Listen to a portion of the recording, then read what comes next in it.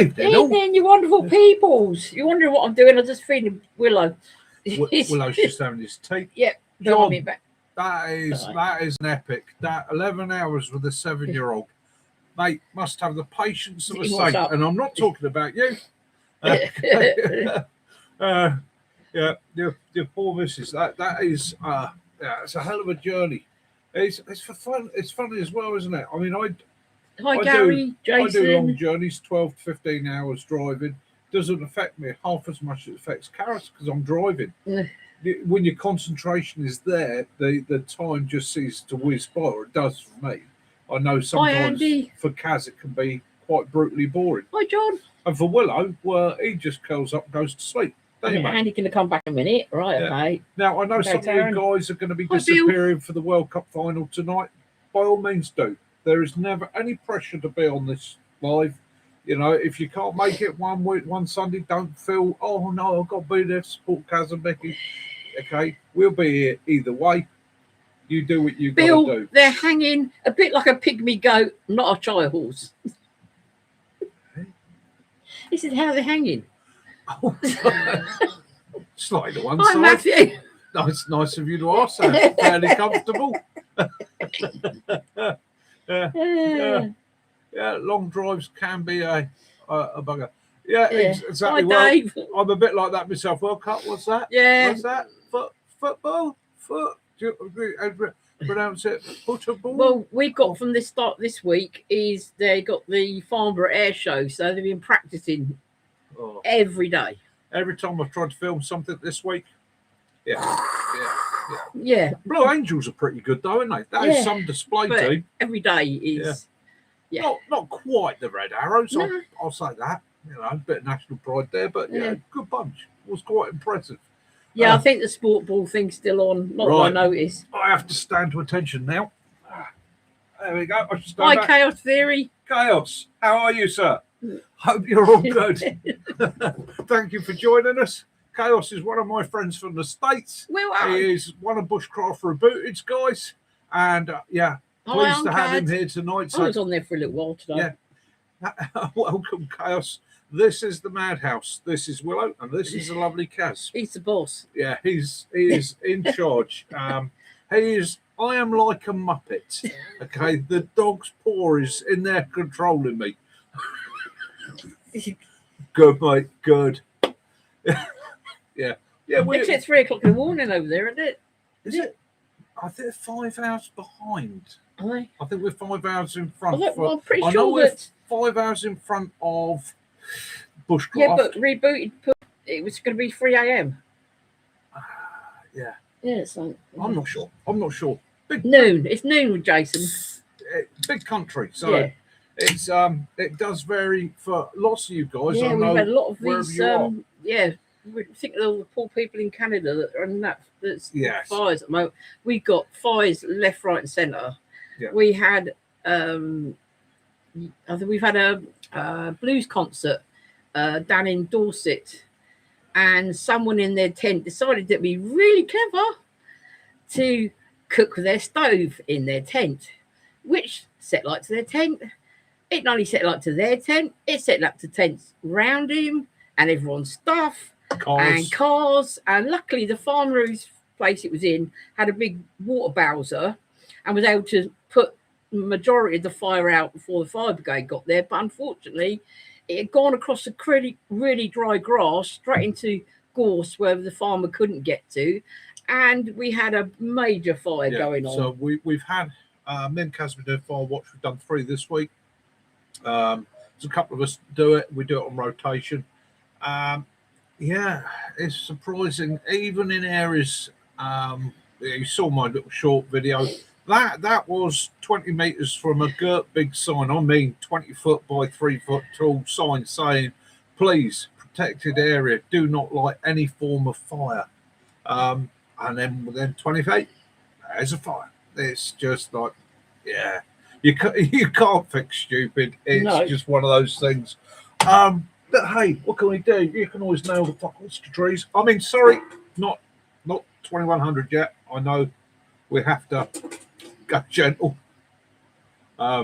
See, that was some of the scenes with it all going up in smoke, and then the aftermath. And that is the said tent of the person. Sorry, that is the said tent of the person that did it all. Yeah.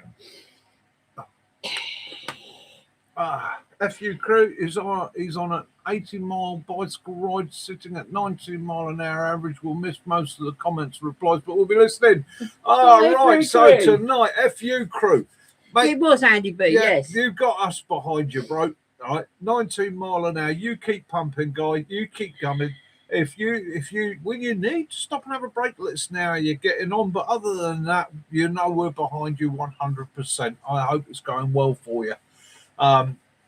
Yeah, we've got Glen Cut, Ken Gaunter up, which is beautiful. It was a beautiful area, and of course Wales as well. Yeah. So again, all we can do as friends, neighbours, and that is keep an eye on it.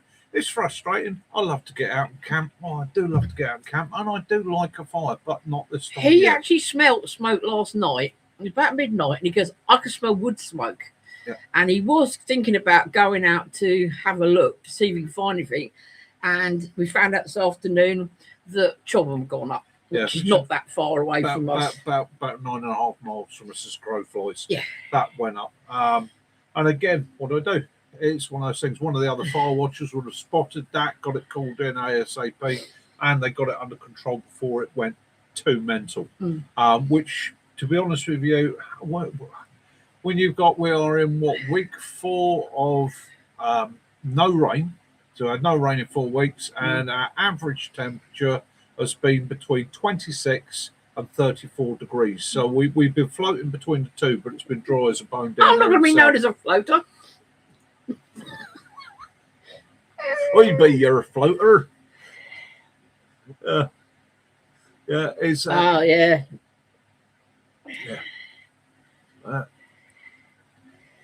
I can't understand why they wanted to cook in their tent. Yeah, it's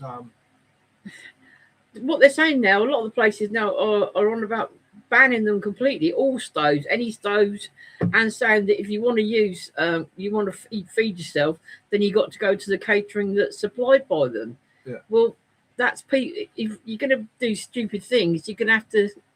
Yeah. Yeah, it affects all of us then, doesn't it? Yeah, I mean, stupid people like employers. Unfortunately, I get what you're saying, Gary, but as a country boy, I've always got a spade in the back of the car. There's always somebody for me to leave them. It's what we're doing is we're doing fire watches. Okay, we don't fight the fires, we do fire watches. Yeah, it's a group of people. We go out. We basically got various high points within our counties. We drive to those because we have the spare time. I have the free time. And it's not a case of interfering. We actually report it's there what we find. I go up with Kaz. We look for it. We're looking for smoke. We then could reference it out for them, and we call it in. We get it known. The idea being, let people know it's happening ASAP. If we have to, yes, we're quite happy to go and knock on people's doors and tell them to move, but we're never going to put our own lives at risk.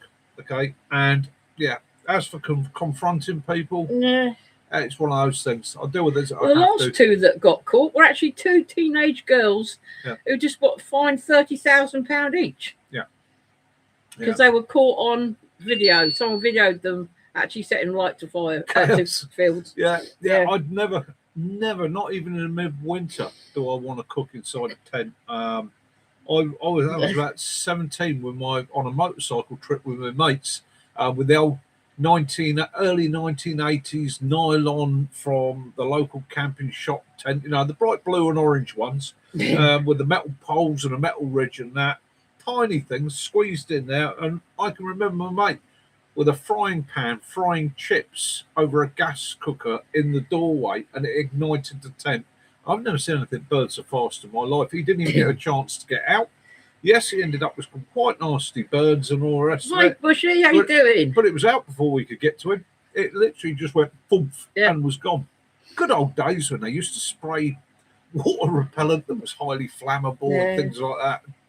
But so that learned my lesson there. I mean, don't get me wrong, I've got hot stoves that I will use in hot tents. Very, very carefully. Stealth, how you doing, brother? Sussex, how you doing, mate? Yeah. It's That's where you take those fire. You're just going to take one of those fire retardant cloth things and put your fire with your stove thing on that. If it falls over, it's going on that. It's not going. The grass is that tinder dry at the moment. No, It won't take a lot, will it? No. And I just think I've seen my comment of the evening. John replying to Gary, yeah, we have a solution for those knobheads. It does involve a Christian burial. And another thing, it's hard for someone to stab you when you're in your car. Yeah. So, Otherwise, they're going to be like on the side of your car, like Yeah. bag push. You know, when it used to be the in thing. No, Garfield. Sorry, used to have a Garfield on the side. Rebooted. How are you, mate? Thank you for joining us. Hopefully everything's good where you are. Yes. Hopefully you're having a great day. Oh, And yes, bushcraft. Us Brits do love you. So yeah. Kaz did notice that, as you said, somebody had said that you were anti-British. She got her dander up. She was like, send them over here. I'll sort them out. good evening, Mike. How you doing? So, on with the cider. What have I got to show you this week? I've got. Ooh, Ooh, it's a squash. it's It's got a metal straw, Nice which I squash. like. Look, metal straw. some ice cubes and that. Temperature here today, we're running about a balmy 24. We've got the fan going in here. It's quite calm. It's quite comfortable, isn't it? Might turn the fan off in a bit. So, Kaz has been shopping for me. We went out early this week, and I actually went out to buy a Grail. I could hear the cheering from here. Buy We a went Grail, mate. all over the place. I went out to buy a Grail. Couldn't find one that I wanted, or the one I particularly wanted. However, in doing, You're went all right, to- Gary. got chatting to somebody within the work, because I came back and I was chatting to somebody on a forum, and they said, Mickey, go and have a look at this. If you're looking for a Grail, go and look at this. Look at all the Good, specs, thank you, look at all Mike. the How are you? information. It's a fairly new company, but they are storming the survival world, and that's primarily where I tend to go. A lot of my friends and other operators are in the survival world, looking after people all over the world. 39. So, Kaz did the research and found True, it for Andy. me, and that, and so it's a Swiss item, Swiss company. Ooh, that already makes you perk your ears up, Yeah, doesn't Swiss it? Army Knights, remember? Swiss Army knives, yeah. Swiss Army motorcycles, Swiss They Army walk, gear, walk. Swiss Army electronics, Swiss Army weapon systems. So, There's nothing anybody can say grumpily about Switzerland, okay? But they make a water filter. They do make a water filter. In fact, they make a whole range of water filters, this company. And it's already passed the World Health Organization tests. It's passed all the European tests and all the rest of it. And they are a company like Grail, like Swiss Sawyer. rolls. They send their gear out to be independently tested and evaluated. So, Toblerone. Even better. so I went and looked at the top four. Now, as you already know, Hi, Lee Michelle. Mickey's standard kit for him is his Millbank bag and his Sawyer Mini. Has been for many years. Okay, Sawyer Mini, great little bit of kit. That little item there filters down to 0.01 microns. Oh, yeah, Swiss cheese, yeah. Has one of the smallest filters on the market. Okay, we'll get into filters and filter sizes in a minute, and I'll tell you some bits and pieces about it which might interest you. So, I said, Kaz, could you grab me one? She did, and here it is. You are the first guys to see it. I've not done a video on it yet. I want to give you guys a chance to have a look into it yourself. If you're interested, go out and find one. So, it looks very similar to the Grail. Okay, Can I in have the box? fact, yeah. I had the box. Did Yeah. you get it? There's a very nice leaflet in there. Very similar to the Grail.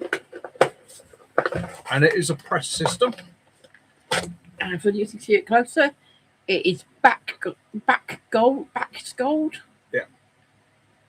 And it's got, So, when you strip it down, you will initially think, it's just somebody's ripped off the Grail.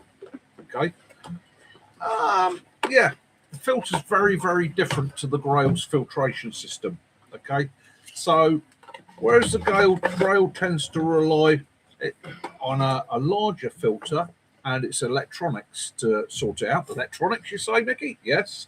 It has a ion charged filter in it, and that ion charged filter collects debris, okay, parasites, bugs, and all the rest of it. That's how a Grail works. It's a very good filter system. It goes down to, I think I've got all the specs here. The Grail goes down to 1.25 microns, pretty small, and will take out 99% of bacteria, viruses, nice protozoa, lead, cadmium, and so forth. Okay. So will this baby. This baby works on a slightly different system. 80 and 100 and odd pound in it, a Grail. Yeah. This little baby has an activated charcoal system plus a filter system using the same sort of ion technology, but it goes down to 0.025 microns. Okay, so it's a really, really tight filter. Makes it a little bit slower to press. Okay, but to counter that, it's a slightly larger container. It's a 600 ml container, 400 mils of which is the drinkable water. Now, the big difference for me was the price. Okay, so when the Grail today or this week that I was looking at was 90 quid. Okay, this was 44.99. 44.99. Okay, the filters are a £5 cheaper than the filters for the Grail. Okay, and the big thing for me was the Grail is only good for 65 gallons. Okay, this will do you for 400. All right, between filter changes. So that's quite a game changer. Don't get me wrong, I'm not knocking the Grail. I'm just saying there is an alternative to the Grail if you so choose. Yeah. Okay. Now, on the other side of the scale, other end of the scale, beyond the presses, there is, like I say, my Sawyer Mini. Okay. So the bonus of Sawyer Mini was it's small, it's light, it's quite efficient. I can drink straight from a puddle. Black Gold also make a straw. Okay, so they make a straw filter. Basically, the same technology as the Sawyer. However, Sawyer will not release their technology. Okay, they go down to 0.01 microns. Okay, and rely on that filter to take everything out. Black Gold have turned around and done what Grail has done basically. They've gone down to 0.02 and then added the electronic side to the filter, the charged ion filter. So that grabs particles and that. So that gives you a slightly larger, I'll admit, okay, filter system.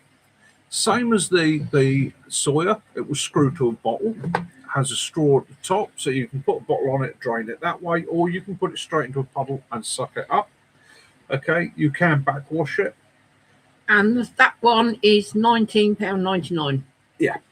So for 19 quid, you've got a filtration system that is small, light, efficient, will go in your pouch, your pocket, can tuck away. Or you can go for something slightly larger. I was thinking one of those would go in my ouch pouch. Yeah. I am also, they also do a couple of other bits of kit which I'm looking at, but I've got some specs. I've got spent hours. Yeah, Three Dogs to do the Grail type. Does the Grail type do heavy metals? Right. Both the Grail and the Black Gold do some of the heavy metals. Okay, not all of them. Neither of them do all of them. There are heavy metals that will bypass it. I'll ask you in a minute, Gary. Both Grail and Black Gold will tell you, and Sawyer all tell you in their blurb when you get them. Okay, look at your water source. These are for drinking from what they would call relatively safe water. If you've got oily scum residue on it, it's coming out of a factory, then you've got to be a bit more careful. You've got to, you don't want to drink that at all. But this one, that at the moment is 13% off, and so it's $44.99. Yep. And so, that's the Black Gold. Now, outdoor water. I was on a live with a mate earlier on today, and there was chat, and he did bring up quite an interesting, valid point about Amazon. Okay, so he was saying about Amazon, and I don't particularly like Amazon, but I will say in reply to his comment, one of the difficulties we've got here in the UK is we have a distinct lack of Amazon decent survival, prepper, knife, firearms shops. Okay, a lot of the stuff that if we're looking for it in the UK and you want to find filters and things like that, what I tend to do is I go to Amazon and I don't go via Amazon. I look for the shops on Amazon. So it counts. That's why he's got his Millbank bag. The little independent shops, quite often not in the UK, that can supply via Amazon to me. And that's one of the reasons you do see a lot of what we have to buy over here is via Amazon, because we can't get it. Because Gary was saying you still have to boil the water and use that one. Right. So this is where it gets interesting. So I've done my research. Let's have a look at this. Now, there's some numbers here I want you to remember. And first thing I want you to think of is, what is your biggest risk? No, not bad price at all, is it? Your biggest risk are viruses, bacteria, and protozoa. Okay? Those are the things that are going to rip your guts to pieces and make you ill. Now, for your knowledge, I had to go through my survival manual for this. Viruses. This is their sizes. Viruses go from 0.02 microns to 0.07 microns. Bacteria go from 0.5 microns to 2 microns. And the protozoa go from 3 microns to 7 microns. Those are your three biggest risks. That's their sizes. Now let's have a look. The Grail. Okay. The Grail is 1.25 microns, but has that electronic filter, or that electron ion charged system that grabs these things as they go through and holds them. The Black Gold is 0.2 microns and has that same system, so it's a little bit tighter, and even without that system, it's going to stop the viruses, bacteria, and protozoa. The Soya is the top. It goes down to 0.01 micron. It's a tiny little thing. And Life Straw goes down to 0.2 microns. So basically, all four of them will stop viruses, bacteria, protozoa from getting into you. They will stop lead. They will stop cadmium. They will stop mercury, okay, getting into you. There are other chemicals that will break down even smaller. However, if you've got a charcoal section in your filter, which both Grail, Life Straw, and Black Gold go for, carbon filters tend to hang on to stuff. Okay, so even stuff that will work its way, could potentially work its way through, tend to get caught up in activated carbon filters. Activated carbon filters are used in respirators for NBC, nuclear, biological, and chemical warfare. That's their main ingredient. Okay, that is what I tend to look for in a filter system. But yeah, and as I say, we've already gone through the prices. Cartridges. Okay, so for the Grail, I'm looking between 24 and 27 quid. For the Black Gold, 18 to 21 quid. So, yeah, it's Bushcraft rebooted. Good man. I like a good American joke. Yeah, so there we go. That is your options. So I'm going to rest the Soya for a while, and I'm going to put these through their paces, take them out. I've wanted a press system for a while, because I do find sometimes when I'm out in places, it's a case of, how can I put it? When I'm doing jobs in the movie industry, there is often a water container set up for everybody to drink water from. Going to it with your Life Straw and that and dipping into it, you look a bit of a burk. But the bonus with this, I can fill this up, press it, and I've got my water, and nobody thinks anything other than, oh, he's got some sort of fancy water bottle. The other thing is, yeah, the presses are a good system. The Grail I've looked at, and I really would like to get the Grail titanium, because the fact that they do the cup with it and everything all in one, brilliant. But I can't justify the cost. That, yeah, I'm happy with that. So what I have to do over the next few weeks is take these out, test them, put them through their paces, see how they go, see if they break, see if they stand up to the abuse I want to put them through. I might end up disappointed, but equally, I might end up with something I found that I like. And so far, what I've seen and tried with them, I'm quite impressed with. Don't take my word for it.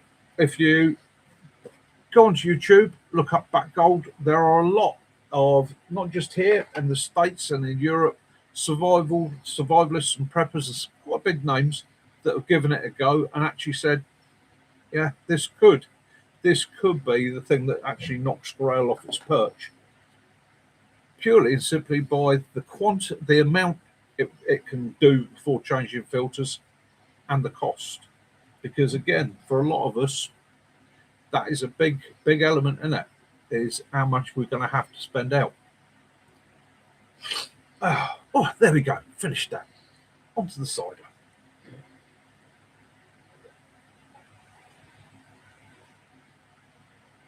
Oh.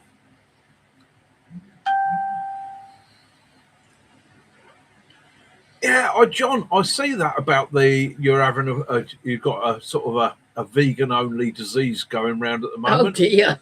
They've been warning people in the UK that a lot of these plant free, some of the stuff they're actually made of, as it's like a culture of enzymes that are really bad for your stomach and can make you really, really ill. Yeah. So a lot of these like trend things, it's like they put them out there, and then once they put them out there, that's when they start saying, hang on a minute, we're getting a lot of people with stomach upsets and things like that. What's going on? And they sort of go, oh, do we really put that in there? And now, as a friend of mine once said, you never see a fat vegan, do you? No. They're always looking a little bit skinny. That amount of vegetable matter. I mean, I like my bit of protein. I like my veg. Don't get me wrong. Yeah, Dave, you're right. I mean, if you think about it, if you look at the Back Gold range, you can get 3 items for the price of 1 Grail. Yeah. And it's not knocking the Grail, but if you can't afford a Grail and you want the next best option? Thing, yeah. And that's the thing. That's the way you should look at it. That's the way I look at it. And to be honest with you, whether it's the Grail, the soy, or any of them, it's 99.99.9 percent. There is always a risk. If you really want to make sure, and you're somewhere you're thinking, you know what, that you dead should do dog. That next time. Yeah. You should put affiliate links to Amazon. Yeah. That dead dog floating in the water, the 3 zombies swimming in circles and that, then you might want to boil it as well. I mean, if you're that worried about it, boil it. Be honest with you, with the filter systems and the quality of the filter systems these days, you shouldn't have to worry too much. But again, look at where you are and what you've got. Biggest problem for us in the UK, small island, lots of factories, lots of chemicals and all the rest of it. Taking water from natural sources in the UK with such a dense population, you've got to be really, really careful. There are places in Britain where I would pretty much quite happily lay down and drink from a stream. And there are many places where I would. Yeah. Oh, walk while we got you here. We looked into, we're just a little bit concerned about sending the stick up to you. Yeah. So what we're going to do a road trip, and we're going to go drop it off to you in person. But that might not be able to do that. It might September. Not. Yeah, it might be September if you long don't mind. But that is yours. Yeah, I am. The badger sticks. Quite jealous. Quite jealous. She is a beauty. You've got your badger on there, which I'm holding upside down, and badger paw prints all the way down there. Yeah, there's some there. You've got your copper ferrule on the bottom. Yeah. It's absolutely stunning.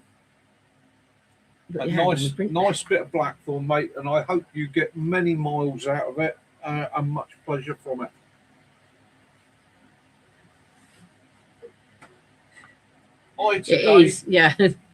I'm playing with my stick today, my walking stick. My first attempt at a resin ball. So it looks like those German flipping grenade sticks, doesn't it? Yeah, basically all I'm doing is I'm setting some resin at the top, then I'll cut the cup off, and then I'll grind that back, shape that so that it's something that fits comfortably in my hand. And at the end of the day, if I'm ever attacked by a large animal, I can take my stick, get in close, and use it as a as I need to. Okay.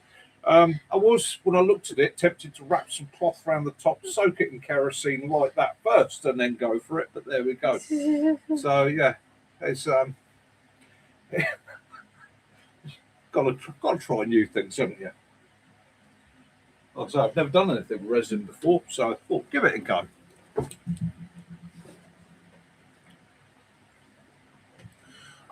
Chaos. You cracked it there. Gypsy It's wells. a bonking stick, yeah. Gypsy wells. Okay, so I want to do a video on Oh, these. Jason, isn't that you can't sort of rub it down a bit and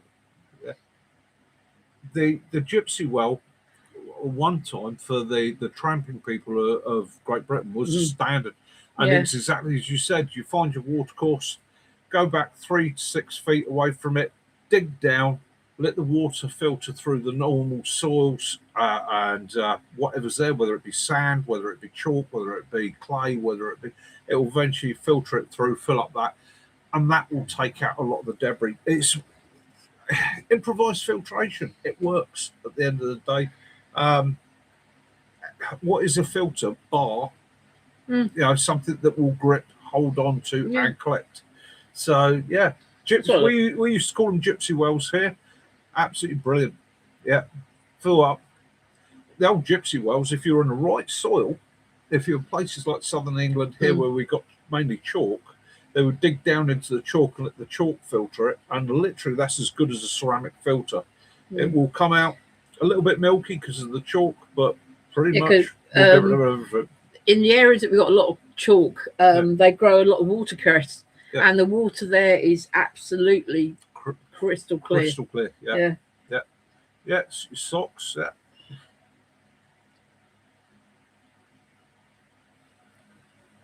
Divining rods. I've seen them work. My sons have done them in. Don't ask me. There's lots of science, lots of rumours about it, and all the rest of it. Do you know what?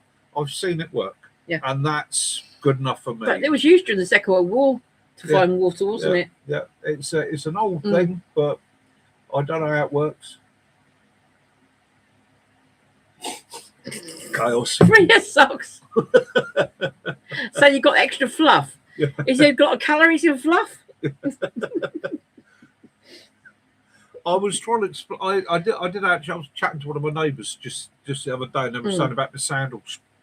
Nice couple, and said, "Oh, you wearing sandals?" I went, "Yeah, I've got sandals because it's bleeding hot." So Mickey does wear sandals. Yeah, they are a genuine thing. If you have like 2 pieces of wire, and when you walk, they move, and it's not you moving them. No.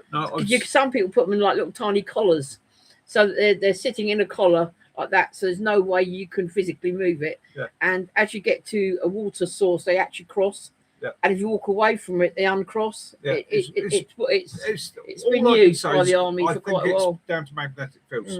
Now, that's where I've come across it. That's where I've seen it used, is in the military. I've actually seen guys divining for water in places, remote places. It is something that's done. It does work. And even when you ask instructors and you go, how does that work? They will sit there and go, bugger if we know, but it works. Yeah, it does, yeah. We watched a guy in Australia doing it as well, didn't he? He does boreholes for cattle farms. And he will go out for days on end, literally walking with his divining rods, and eventually it will go, drill there. This guy makes thousands out of doing it because he's accurate. I've been with my sons and my neighbour, and we went to Avebury, and through the world you've got these what they call ley lines, and there are 2 ley lines that come through Avebury itself. There's the Michael and the Mary line, they call them, and my boys found one of the lines, because when they went over it crossed, and when they walked away from it uncrossed, and magnetic that was fields, isn't it? And that was one that blew my mind. So fuzzy like a bear. Okay, getting back to my sandals. So my neighbour said to me, she said, "Oh, sandals! I wouldn't think you as a prepper and a survivalist would wear sandals the rest of your feet." And I picked my foot up like that and went, "There's a food source between your little toe and the next toe to it. You always get that little tag in there. Scrape that with your nails, a bit of protein." He was a bit brandy yesterday because he had the Peter Storm sandals and a Peter Storm t-shirt on as well. I went, look at you, Brandon. Peter Storm, if you're listening, if you want to send me a couple of items, I'll test them out. Which is Yeah, it's one of those things. A lot of people poo-poo at it because it can't be explained and there's no rationale But, behind it. and But when you see again, it done, it's yeah. you, you Yeah. can't argue. When you look at ley lines again, for many years, people went, "Oh, that's an old myth. It's a mystery." Geophysicists from satellites suddenly went, "Why are we picking up with these things all over the world?" And they started realizing these ley lines, they're actually picking up these magnetic fields. Mm. So our ancestors, thousands of years ago, knew something we didn't. Maybe they were a bit more sensitive to the environment. Maybe Yeah. they were a little bit more switched on. Maybe they just knew something we didn't. My mother, she'd moved into a property after my father died, Yeah. and she was having such restless nights. So we thought, oh, it's because dad passed, and then a friend of hers came round. She said, "Why have you got your bed in that position? I'm pretty sure there's a ley line that goes underneath your property." So Mum moved her bed, and she slept. Yeah. It was because Can't help she was in the wrong magnetic pull, I suppose, and it was stopping her from sleeping. So there's many things out there don't understand. It gets back to that old thing I'm always saying in the prepper survival world. When I'm teaching people, one of the things I tell them is trust your instincts. You might not know why you've got that feeling. You might not understand it. You might not be able to rationalize it. But yeah, act on it. Yeah. That old thing of I don't feel safe here. There's something wrong. All my bits are standing on end. I've got to move. All right, move. That's it. If you've got a sixth sense that says you don't want to be there, It's your subconscious. go. It is thousands of years of something in your brain that we still can't explain today is tuned in and going, time to leave. But You know. if you're parched for water and you use a bit of metal, copper or wire or whatever to find a source of water, then it works and make the most of it. Exactly that. So again, trust those instincts. Okay, it's saved my life a couple of times. It's helped me out. It's also got me into trouble a couple of times. So yeah, I will say when your instincts tell you to run, don't run. Walk, bulk yourself up, walk and prepare for action. Yeah, I do leave. I think to myself, right, I'm going so and so, and I think to myself, I can't actually see myself there. I know damn well I'm not going. Yeah. It's that's I'm not going. Hey, three dog, you're probably right, mate. They're everything on this planet has an electrical field. Everything, whether it be a stone, pebble, tree, your brain. The human brain works off electricity and water. Two things on this planet that you cannot avoid, you cannot miss. We're made up of water.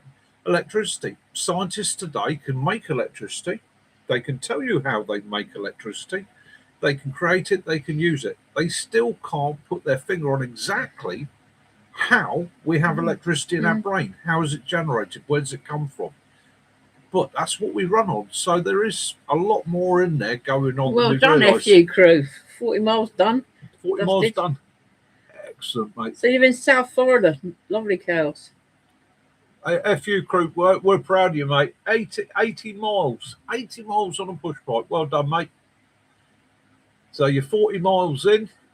You're going to have a 15 to 20 minute break and then turn back home. Keep moving, mate. Yeah. Don't let it tighten up on you. Okay. Oh, walk. I just had a notification about your Winted Land has come up. Ooh. Yeah, John, exactly right. I love the way you put that. This is one of the things, and I'm not knocking my British viewers, please don't think I am, but one of the things I found, and I think a lot of you guys will love them, guys like Bushcraft Rebooted and that, their ethos, their thought process is so much more relaxed than what we are over here. And there's an old saying, call a spade, okay? Now, that comes from an old saying, because a spade is a spade and a shovel is a shovel, okay? So you don't call a spade a shovel, do you? You call a spade. Call an item for what it really is. And my American friends tend to do that, which I really, really like and really appreciate. I saw a post today. Someone says, I found this snake indoors, and it was in like a shower room, and it was a grass snake. It was a grass snake curled up on the rug in their thing, and everyone saying, it's okay, they're not dangerous. Oh. they're not venomous. but they can give a nasty bite. The same as cat bites. They do carry some quite nasty Grass bits in their snakes mouth. very rarely break the skin. Okay, they very rarely break the skin. They have very, very small fangs, but if they do, they carry a huge amount of bacteria in their mouths, which can lead to a secondary infection. So yeah, you've got to be a bit careful. And then later on, I saw another one. I think it was Llandudno. Another one said, "Please, can anyone who's in the Llandudno area of Wales, could they please come round because my elderly neighbour has got a snake in her kitchen, and hers was an adder. It come indoors because it's nice and cool. Now that would get me, yeah." So again, people say to me, "Why are the snakes coming indoors at the moment?" And again, there's this old myth that snakes like it hot. They don't like it hot. They're cold-blooded. They cannot regulate their body heat, so they move from shade to sun, shade to sun. And if the ground is extremely hot, they look for cool places. And a shower room is water. And what do we know? Grass snakes love to swim in water. Yeah. So they will move indoors. They will come indoors with you, especially when that ground's hot. And I just think it's probably the same in the States or anywhere that you have snakes. They will come indoors if it's cool. That's what they're looking for. They want to get out of that heat and regulate their body temperature. You got called out to one on a canal boat. Yeah. It was the sunbather on the canal boat. It was a big old grass snake, probably 3 foot. She was quite a big old female, and she was coiled up literally on the bow of this narrowboat, and the whole family's at the far end of this narrowboat. And I turned up, I'm the ranger. What do you want me to do? And they said, well, we've got a snake at the front, and we're not frightened. We're frightened to go anywhere with this snake. If it gets inside, it can kill the dog. It will attack the kids. I was like, all right, let me go deal with it. And I walked up, and it was curled up, and I just put my toe in front of it and went, boop, kicked it straight in the canal. She hit the cold water, off across the canal like that, and out the other side, walked back, just looked at them and went, it's gone there. They thought I was some sort of hero, but anybody that's worked with these creatures knows. Oh no, every crew forgot his bug spray. Oh no. Yeah. Nice toasty, tasty nibble on you with you've been doing 40 miles. Oh, damn.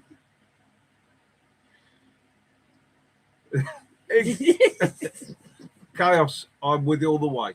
All right. The only difficulty for us being Brits and you being Americans, and I've had it when I've worked with the American lads and that, and I've turned around and somebody shouted fag break, or I've turned around and said I'm going for a fag.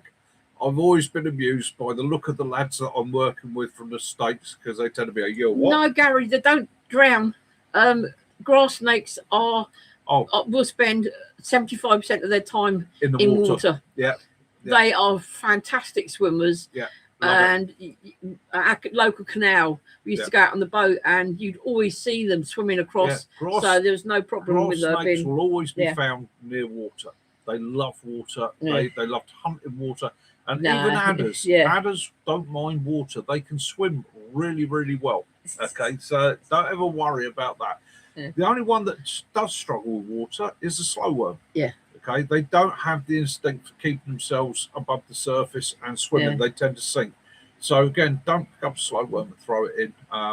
For you American lads, slow worm over here, it's a legless lizard. It is actually a lizard. The legs have dropped away. It looks like a little tiny snake. Beautiful creature. Yeah. No harm to anybody. Yeah. Gators. No, that's. I was actually watching a video. It's quite because a man had gone out to Mexico with his friend, and they were both had like a single canoe each, and he was filming his friend on this canoe, and an alligator or crocodile come up, grabbed him by the shoulder, and took him out the boat. It was horrible. Yeah, gators, incredible animals. Okay, one thing to remember with gator, and I learned this myself when I first had my first experience of actually coming across things like that. They said to me, don't panic about it too much. If you see it before it sees you, just remember, if you hold its mouth shut, it can't do bugger all. And it's a fact. A lot of the Brits. It's the same as punching the shark in the eye, isn't it? Or gills. If you can get a gator's mouth shut and get just a couple of wraps of insulation tape around it, He can't open his jaws. All his muscles are designed to crush. The jaws designed to open his mouth are really, really weak. Not that I would give him the choice. One of our zoos here, Yeah. some of the others will know about it, Kels, but they managed to lose a capybara, and she's been loose now for at least 5 months, and they tried to trap it and they haven't managed to trap it at all. Swamp puppies. Yeah, I shouldn't put tuck their feet right up on their backs, don't they? Yeah. Yeah, you have to get to his mouth first. Yeah.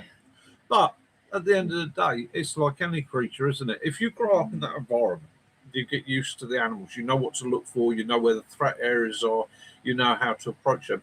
One of the teachings that I've always given people, and I've always taken on board myself, is when I go into a new environment, speak to the indigenous people, speak to the people that live there, learn from them. They know exactly what to look for. They will say things to you like certain trees, certain bushes, don't, you know, that's where you're going to find this particular snake, this particular spider, this type of scorpion. If you crew, I said, you notice your halfway point and you're taking a break with some coffee and bananas.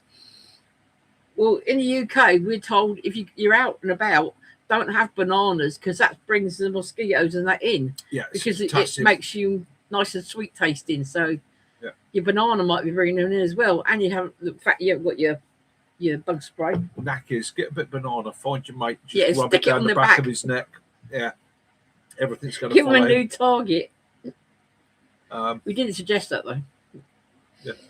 Yeah, Steve Irwin again, and that was why was he good? He understood the animal, and I think that's the important thing: is understand the creatures that are in your environment.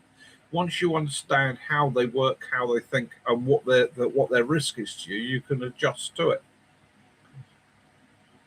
Our most dangerous thing really is deer. Yeah, deer especially during the rutting season. I mean, quite a few people have been gored, haven't they, by deer being in the wrong place at the wrong time. Bill just said gators. Yeah, not 9 p.m. yet, so I'll just say, like excrement off a gleaming agricultural earth intervening in the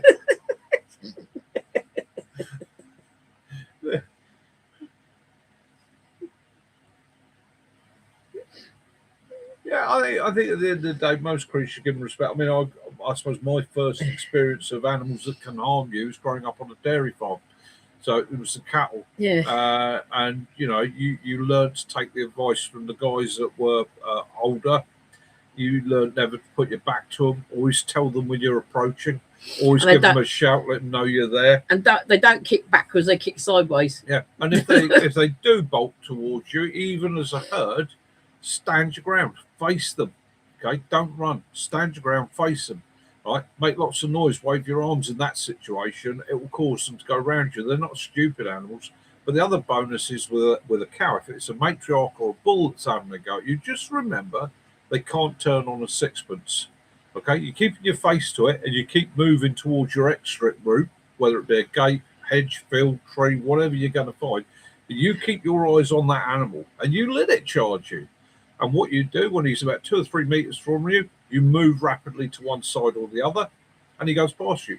You've only got to watch a bullfight. Like from minks, we haven't actually got that many boar in the country, and most of them are captive bred. There are some that some of the activists have let loose, so we have got them about, but they're very and they tend to stay well away from human beings. Yeah. So no, that's why we say deer. We've not had boar attacks in the UK. No. Deer, right. So there is a certain British channel. I'm not saying the guy because I won't belittle him. There's a certain British YouTuber that claims one night he was attacked by a deer and it beat him up. Now, I was a deer manager for many years. Deer management, you ask what's that? That is somebody that works with the herds of deer to make sure the deer in that environment, in that area, are in healthy, good condition, and when need to be, culls them out. I spent hours and hours and hours following, watching, managing my deer to the point where I knew which doe was pregnant, which buck was now at a point where he needed to be removed so that he didn't breed with his daughters. Deer will not attack you. Deer are dangerous, extremely dangerous. Any large animal's dangerous, okay, but they will not attack you, with the exception of a red deer. Right? If you corner it and it's in the breeding season, okay, when all his hormones are running right and he wants to push every male out of his area, okay, occasionally they get a bit confused and they will try to drive you off. But the thing is with deer, they won't pursue you and attack you. Once you've given them either a route to escape or you've given him the general indication, I'm not messing with you, dude, They he'll do leave you alone. it. All right. But And the thing is, the area this guy was in, we had roe deer and fallow deer. Okay. They grunt. will not attack you. Yeah. They may bark at you. Yeah. Okay. But they will not attack you. If an animal like that did, they are not silent. Yeah. They are not like a barn owl. They will stomp you and they will grunt. Yeah. And you heard none of it. Yeah. Moose and elk will mess you up. Yeah. I've heard that. The other thing is, as a deer manager, I've been called out a number of times to injured deer. And we did have one unfortunate. We were in an awkward situation in the edge of a built-up town, me and Kaz with a Land Rover, and had a deer in a position where I couldn't euthanize it with the rifle. Okay, it was just not safe to do. It's all built up. So we got the deer, and it's semi-conscious. So I got the duct tape out, and I bound its legs together. I know I must have put 8 or 9 wraps round the back legs, then the front legs, then I've bound the whole lot together. So it is bound up like a mad thing.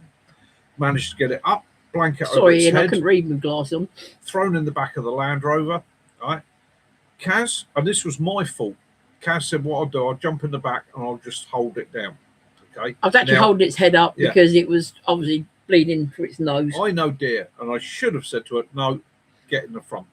Okay, and I didn't. She got in the back. We drove, and we went about 1.5 miles to a safer area. But just before we got to the safer area, this thing just went bang. It was kicking the shit out of me, and it managed to kick its way through the duct tape. It wanted to get away.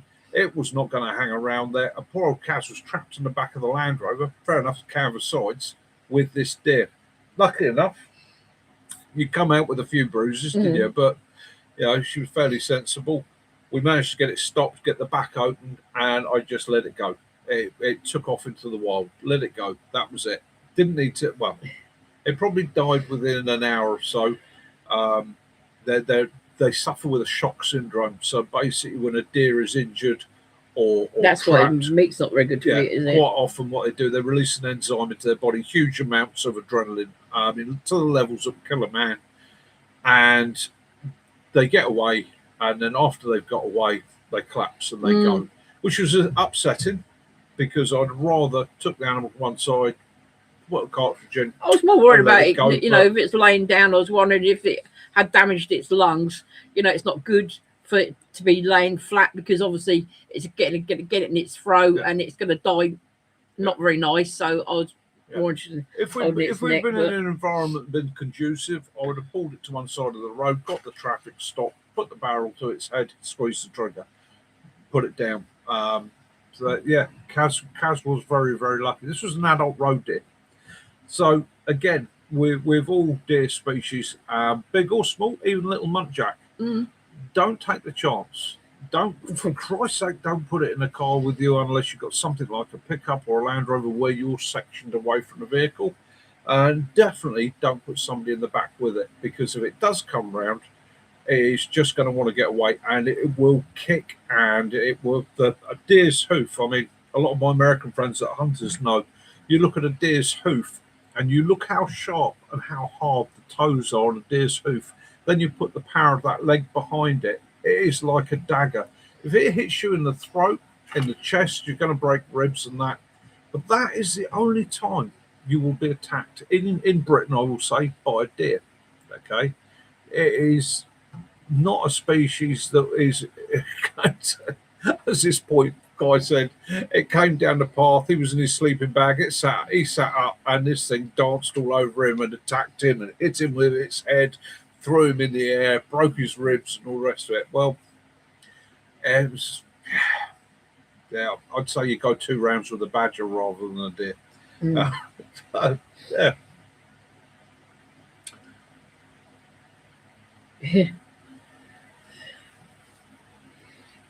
Yeah, they walk deer.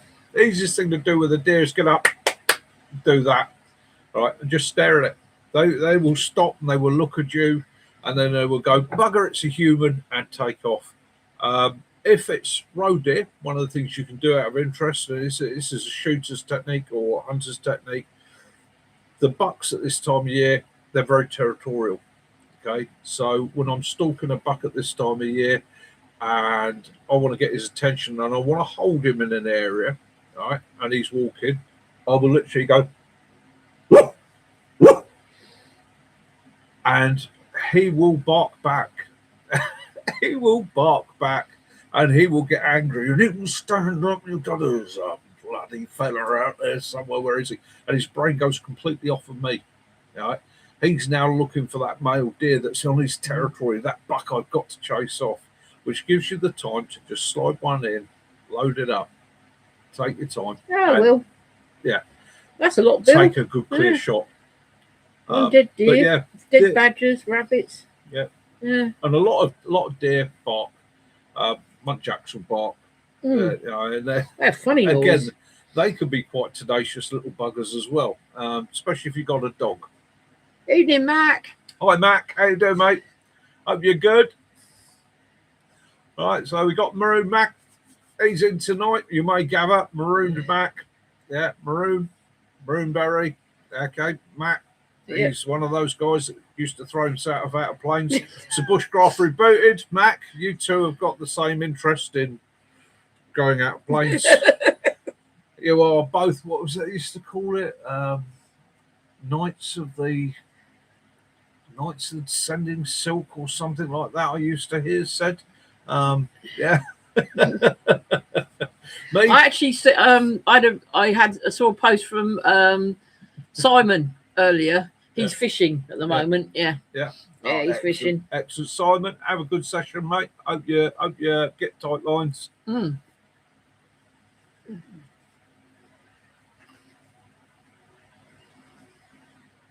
Right, so what do you do when you're done with your water filter? Right, okie doke. My water filter, they're recyclable. All right, so these ones for the back gold, I can't say about the grey because I don't know the grey, I haven't seen it, but they are fully recyclable. So they just go into your recycling when you're done with them. It's as simple as that.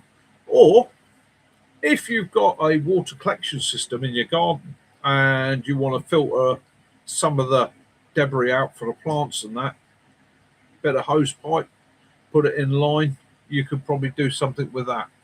But yeah. The human waste. Oh, the human waste. Yeah. Hey, right. Depends where you are, doesn't it?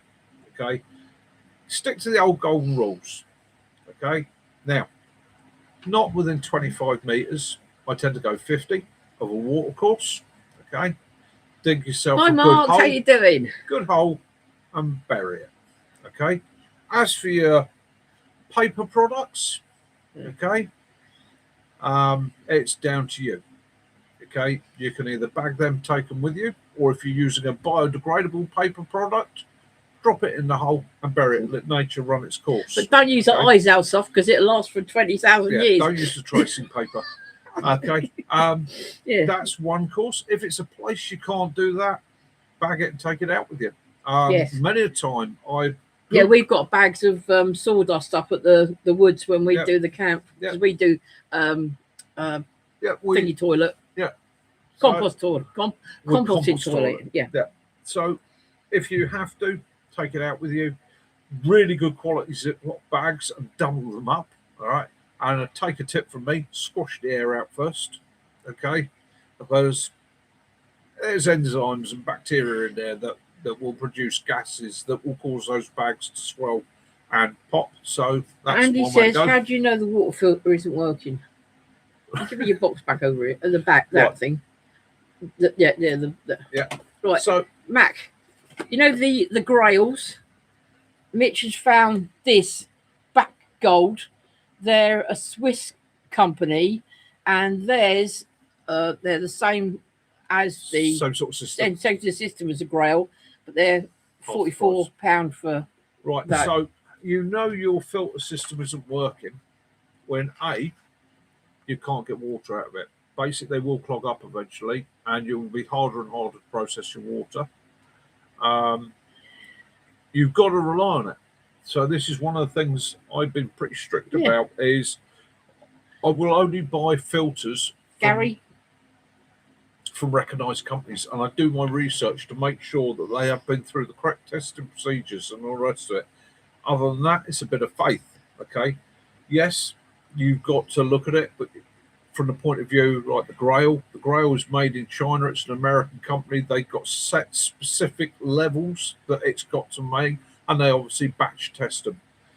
Back Gold, same thing. It's a Swiss company. Yes, they're produced in China, like the Grail, probably at the same factory, but they batch test their gear before it goes out. They make sure it meets their standards. Okay, pretty much any manufacturer, bar Sawyer, is like that. So you just got to basically go with a bit of faith. If you go online, you will see hundreds and hundreds of water filters that look similar to the Grail, to the Back Gold, to the Sawyer, unbranded, the wide lung water filter, and that. Those sort of things I'd stay well away Free from. Dog says, can you back flush the filter? Yes. Yeah, Gary. Yeah. The score for the count is it's on the board. It's the 21st, 22nd, and 23rd of August. £25 for the weekend.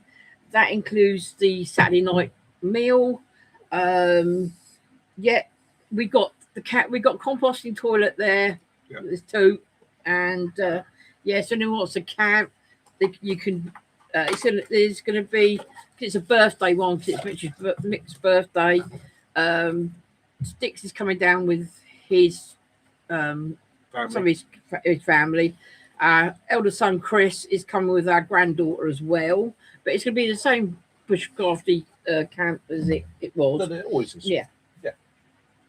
So one of the things with the straw, the Back Gold straw, which I do like a lot, one of the things I did when I very first got it was made sure that, like my Sawyer Mini, I can use it as a gravity filter. So it's a universal fit. It will screw onto a water bottle. It will screw onto your bladder bags, and then you can use it as a gravity filter. Okay, so yeah, that will work absolutely fine with that. Yeah, just that. One of the things I do like with the Back Gold over the Sawyer is they actually put caps on it, so you can sort of cover. I mean, one of the problems with one of the things with the Sawyer, where have I put it? Where have I put it? One of the things with the Sawyer that I don't like with it is that's your input, that's your output, and there is this tiny little plastic cap on it. You screw it on, you can drink from there, and you can put it back. Okay. What I do like with the Back Gold, it's got a slightly larger mouthpiece. It's easier to keep clean, but it also has a cover on it. So if you're using this as a straw, and you can go straight to your water source if you need to, drop it in that way, suck it up, use it as a straw, as it says. But it does close up, which means you're less likely to get water in your bag, on your kit. You're also less likely to get that dust, muck, and all the rest of it on the two ends, which you want to use in contact with water. So yeah, do I like it? Yes, I like it. Downsides, it is slightly wider than the live straw or the Sawyer, and it is slightly longer. I'd say it's double the height almost. Okay, is that a problem for me? No, that's still small and light enough for me to be able to pack it into my pack and go with it. It will still go inside my Millbank bag, and if I'm using a bag like that, and I'll always pre-filter the water. Because again, all these filters have the same problem. Doesn't matter which one it is, they are filters. They block up. So if you are allowing debris in there, it's going to become a bit of an issue. One of the things you can do with both the Grail and this press is get your hanky, your bandana, We piece will of do cloth, walk, cook, whatever walk. you want. We'll sort that out tomorrow. Put it over the end there. Okay, you can secure it with a rubber band, bit of elastic, whatever you want, and then you can fill your container, and that acts as a primary filter that stops all the leaves, the bigger bits of debris getting in for you. And then all you do is you put that in there, open the top so the air can escape, You're not pushing. That's it. and press it down, You're pressing it awkward. It's wonky. And that's it. It's getting there. It's getting there. and it will And it filter used to go 1/2 inch. Well, your water. And then your water's filtered, it's captured in there. You can either tip it out into a container, drink straight from the bottle, away you go. yeah, I should have thought of that before we did. Yeah, but we will do. We'll add those. Get an affiliate link for both the straw and the bottle. So yeah, it's a way to go. And again, Millbank bag, they're a nice sturdy bag. So in actual fact, this thing, does the back gold fit inside my Millbank bag nicely? If I drop that end into that end, oh yeah, look at that. So I've got my bladder in there, and I've got the back gold all wrapped up inside my Millbank bag. Lovely. That's a bonus. That is a bonus, isn't it, my lovely? Also, with the filtration, you get a little clip for clipping it to your belt, whatever you want, on the press. And on the straw, as with a lot of these things, you get a little straw, which gives you a bit more reach if you're drinking from a puddle. And as somebody once said to me, means that you can reach into a crook in a tree where there's a little bit of water and suck the water out from there. Yeah, you can. Yeah, It works. It does work. You tend to find. So you find it's the squirrel's toilet. Yeah, or the bird's toilet. Yeah. Yeah. So that's where we go from there. That's where we go from there. So water purification, never sterilisation. The bottle? Do you mean the straw? Walk, yes. No. Gary says that the bottle seems so small. Can it keep using the filter more? Yes, yeah. So that filter there, okay, is good for 400 gallons. Okay, so you can use it time and time again. The straw, yeah, you can just keep using that. In actual fact, let's see what the lifespan is on the straw. Do excuse me, I will have a look for you and let you know the lifespan on the straw. It's on the box. Oh, you dropped that. The box. What did I do with the box for that? What? The straw. You had it just now. And you put it up there. I've probably knocked it off over the back. Let me just go get my reading specs and I will bring it up for you and tell you how long the straw will last. Yeah, you had it, and then I've knocked it over the back of it. Yeah, well, hello. Your friend's in. What capacity? The big one. I think that's. Can you pass the box? So, Jason would like to know how the capacity of that bottle.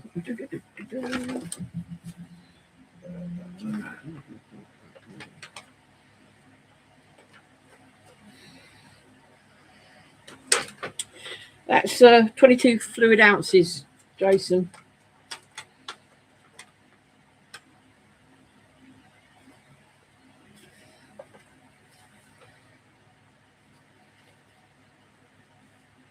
Right, the straw is designed for 500 litres to treat 500 litres of water.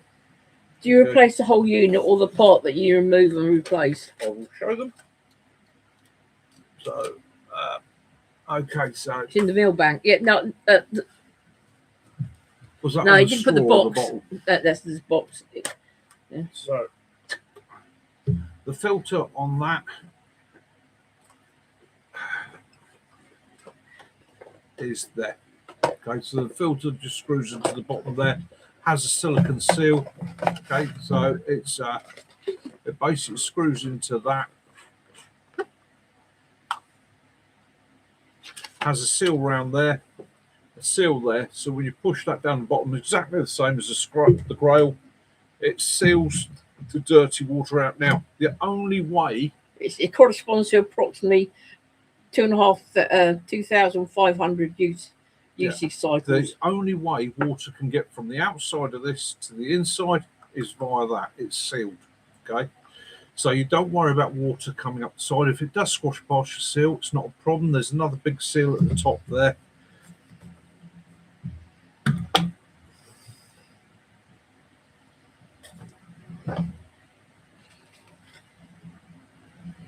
And the reason it's a press filter, it's basically just at the end of the day, pressure. Finer filters need more pressure to work. I've had people in the past moan at me because they've said, "Oh, soy, it only dribbles out, and if you're drinking from it, you've actually got to physically suck."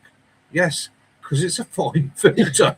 You've got to have a little bit of force behind it to get the water Some moving. people are so precious. If you ever pick up a filtration system and it takes nothing to suck the water through that filtration system, it's not a very tight filter, in which case it's not filtering very well.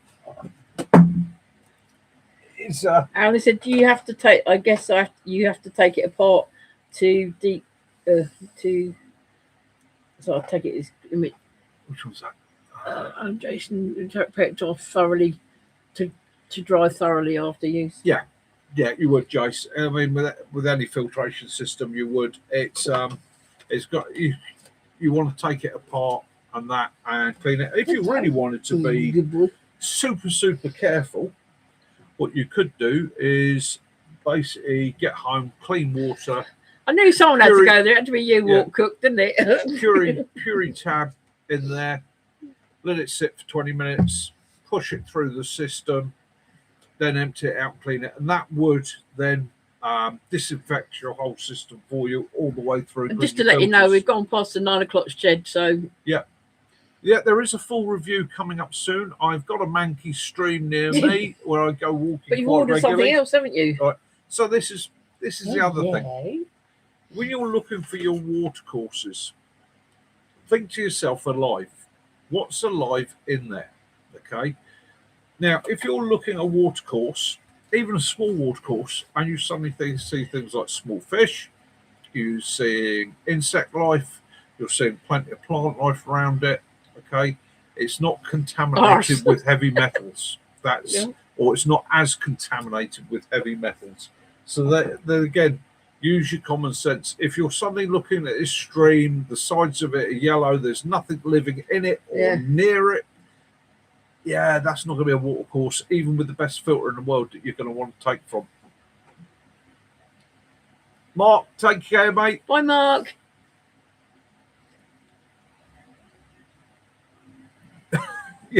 Yeah, exactly that. Yeah, all these things, any filter system, you're going to want to dry it. Okay. I mean, you can with these when you get home, literally take that off, take the filter off. Okay. You can take the top off. Ew! Sorry, love. Okay, so all you've got is a hollow tube there. There's your cap. There's your container. Oh, it says he's spilling water everywhere. There's your filter. So You're lucky, Will.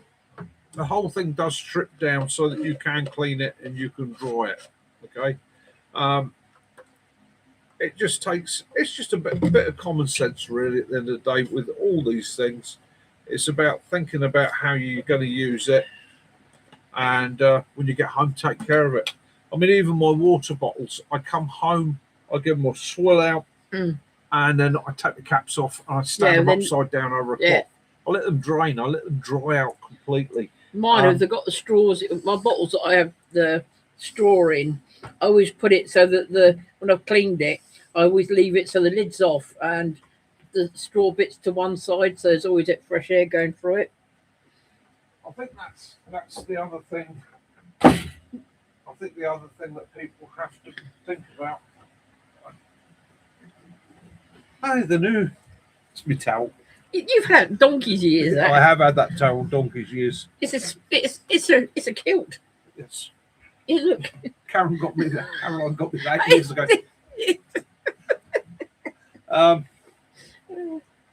Yeah, so again, it's one of the most common mistakes people make. Things like water bottles and that is not drying them out afterwards, not cleaning them out. And if you, and we've all done it. You suddenly 3 weeks later you go to get your water bottle down, you go slosh, and you go ooh, take it apart, empty it out, Puree tab, little drop of bleach, whatever you need to, set it up, fill it back up, turn it upside down. We were on a holiday up in Nairn, weren't we? Yeah.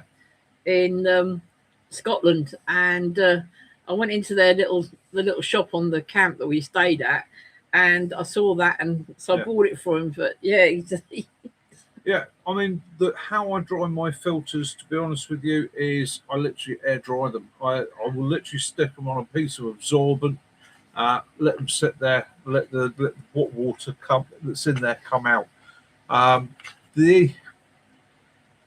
With things like the Sawyer, okay, now they're a lot harder to dry because you can't strip that.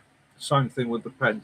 So what I usually do when I get back and I'm done with it, I'll turn it round so you've got the input end clear. Obviously, give that a wipe off, and I blow it out. Okay, and what it's basically doing is I'm back flushing as much as possible, pushing the water out through the filter, then turn it around and blow it back the other way. That's the best you can do. They're filters at the end of the day. They're designed to capture mank, bacteria, viruses, everything in there. So, yeah, you just got to rely on the fact that if you Jason, the filter works.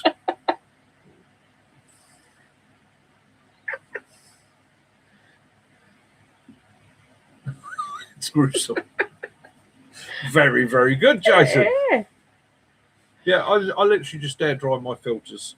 Same thing with the straws. Really, at the end of the day, like I say, I blow them out and then I just hang them up and let them dry. One of the things I will say about any of these filtration systems, don't like boiling water, don't like hot water, and they don't like cold water. They don't like freezing conditions. So if you're out and it is sub-zero, remember that if you've got moisture in there, it's going to expand, it will crack that. So it then goes into its little plastic bag and it goes inside my kit and it stays near my body, okay? And my body heat will stop that from freezing up. It even lives in there when I'm asleep and I can take it out and reuse it as I need to. 25 mile an hour. Excellent, mate. Took your mind. So type in this as you're cycling. Just be careful, FU crew, please. Yeah. Yeah. I don't want to report that you're now sat there waiting for the ambulance. I think they did a test, didn't they, with the log hoppers with salt water. Yeah. No, none of these filters will do salt water. No. Okay. None of them will do salt water. There is only one way of desalinating water, and that is through distillation or a reverse osmosis pump. And a reverse osmosis pump, you can buy some small ones on the market. I'll be honest here, if you're not near salt water, if you're not having to take from salt water, you're not in a boat, you're not looking at a boat survival situation, they're not the way to go. They take a lot of effort, okay?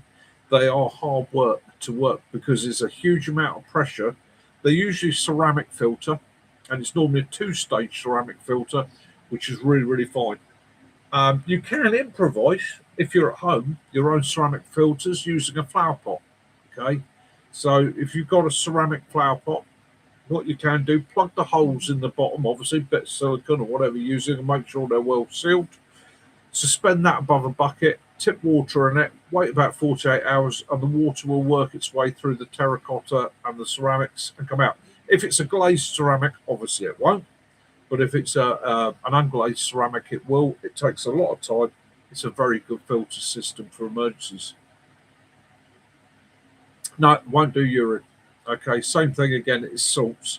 However, we got into this a couple of weeks back, didn't we, on one of my videos. Urine. Can you drink urine? Bear Grylls, can you drink urine? No, you cannot. Do not drink your urine. Do not drink anybody else's urine. Don't drink the dog's urine or a cow's urine. It won't work for you. Camels. Not without treating it. So break down what urine is. Urine is urea. It is all the nasty chemicals and salt that your body's gone, I cannot have that in me, built up to a level and flushed out the body. Okay, your body's trying to get rid of it for a damn good reason. However, if it's a survival situation, you have no choice. Collect your urine. Collect your urine and build a still. Now that can be, if it's a, like we are at the moment, really hot environment, dig a hole 2 feet deep, 3 feet in diameter, plastic sheet and a pebble and a can to collect the water.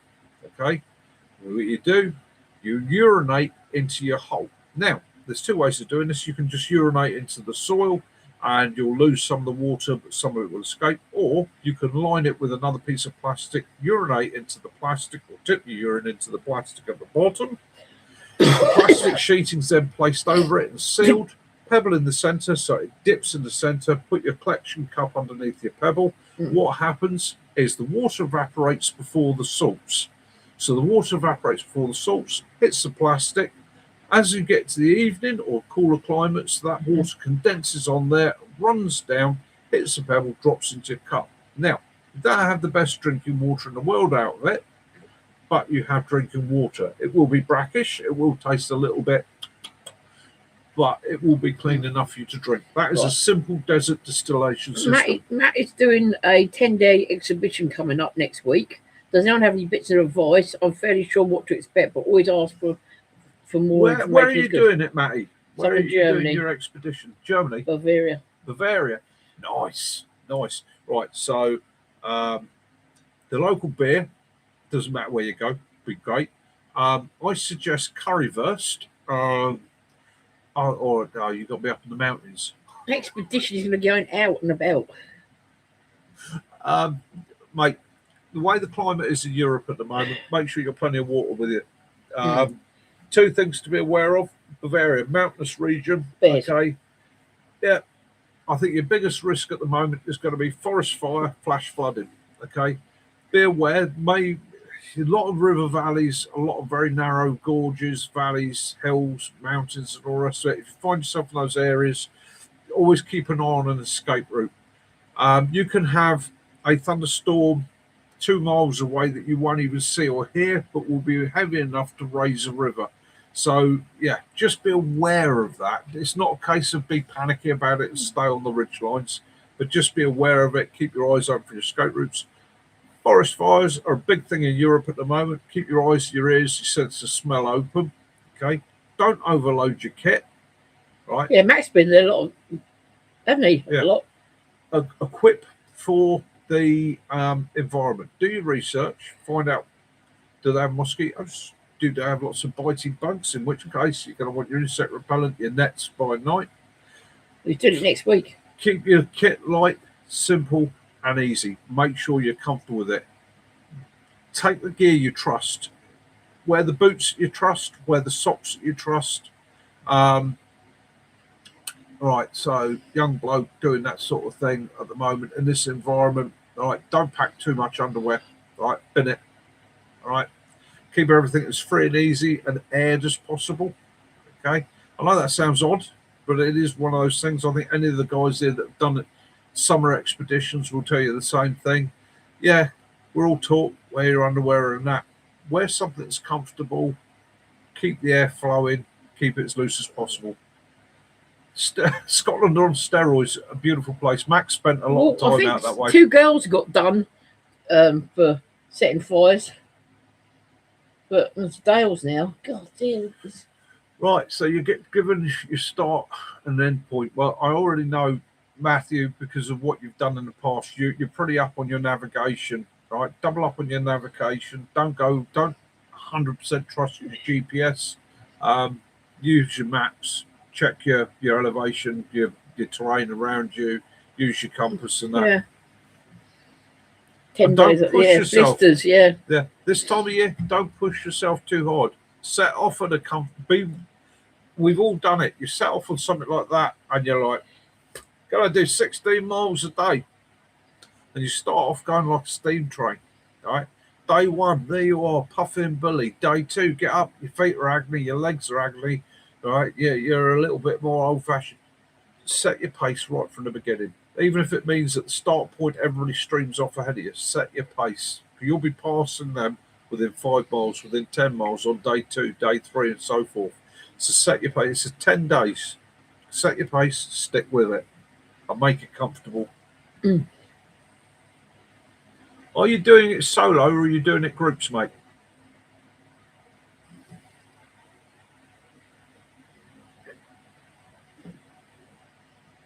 That's what we got to try. We got to swap back our iodine because you get to go away, don't you? Yeah. Yeah. Loads of streams come off the mountains. Yeah, stay hydrated. Team of 5.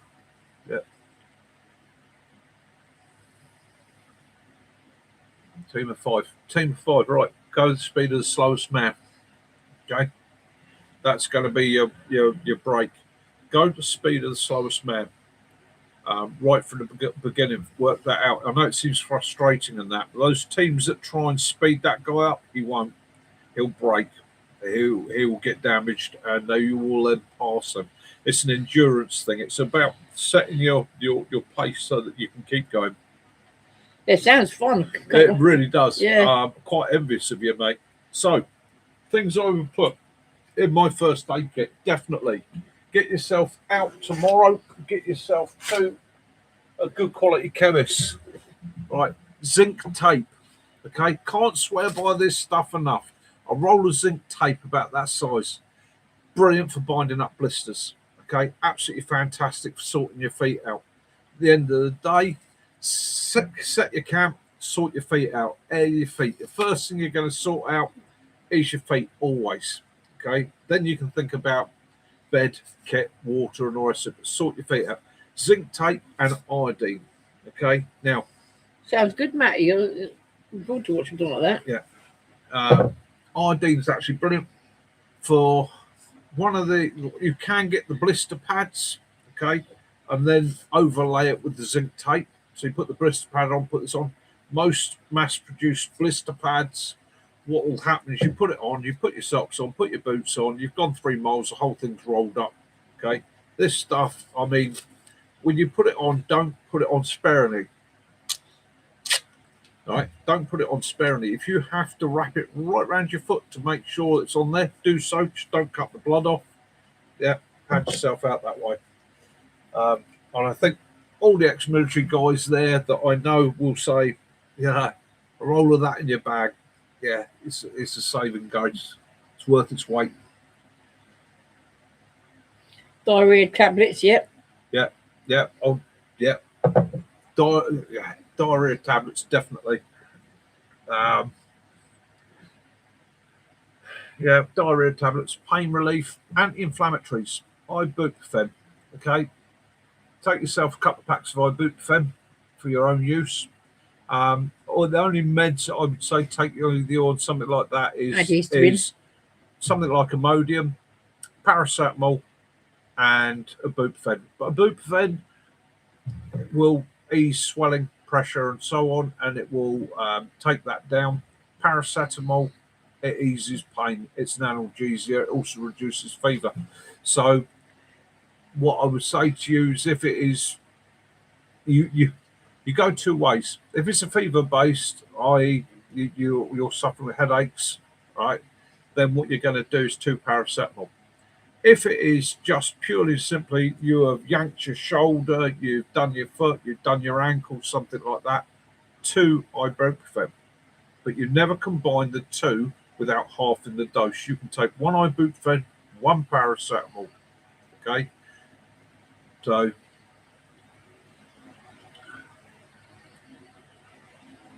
Bill, we don't have a shop. Send us an email, mate, to HampshireOutdoors@mail.com, and Kaz will get your mug sorted. Yeah, we have got some still the dark blue, or we got black ones. Yeah. So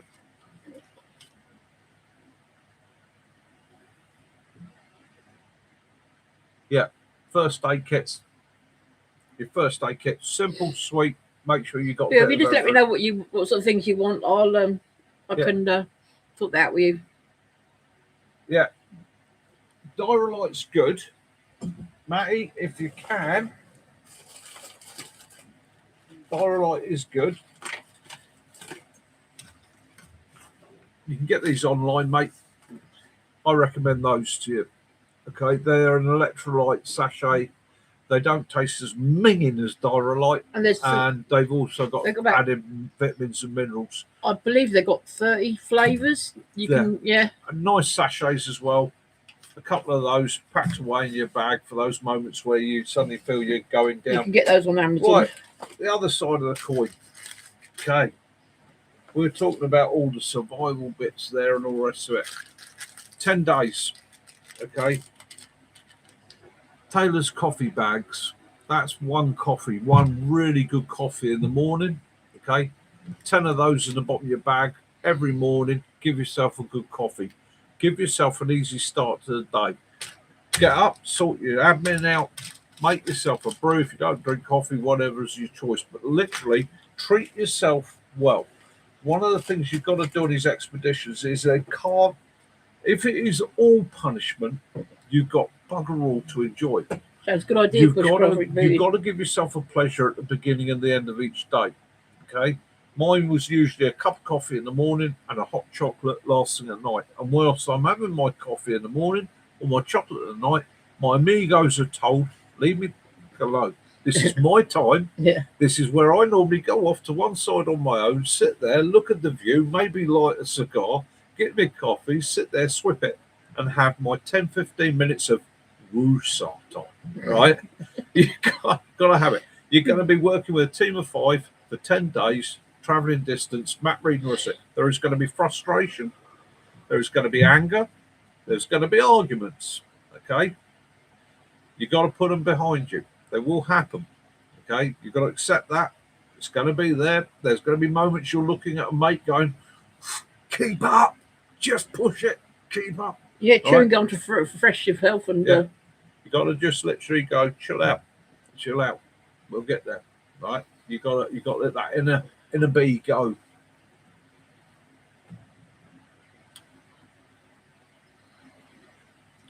Yeah, BP Lot promotes Pound Store. Okay, at the moment, I'll grab a pack. Let's do this. That's a good idea, Gary. You can get a lot of the same sort of things in things like Poundland and things like that.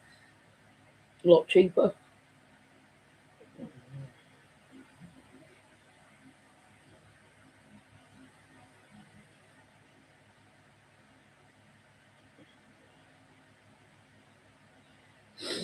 Yeah, so it works out about £1 thing, sachet thing, but they do work really well. Sometimes they do a deal where you get a bottle with it as well. Box of 12.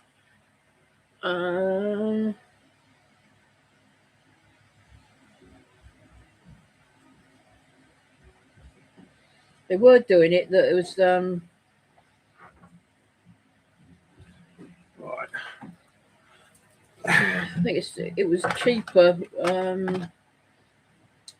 don't know if you actually would go to them, but then whether it came at the time. Right, Matty. So here we go. If anybody has got any other advice, throw it up. Anybody got any tips or ideas? In actual fact, there's one other thing I need to grab. In actual fact, I can't. It's in the med kit in the car. Right. So I won't even go into that. So, Pound Shop in the UK at the moment. Going to the Pound Shop, you can get 3 of those. Right. So that's £3. That'll do you for 10 days. You then go out of the Pound Shop and get your mates to go in, your mum, friend, or whatever, and get 3 of those. Okay, that's another £3. That's £6.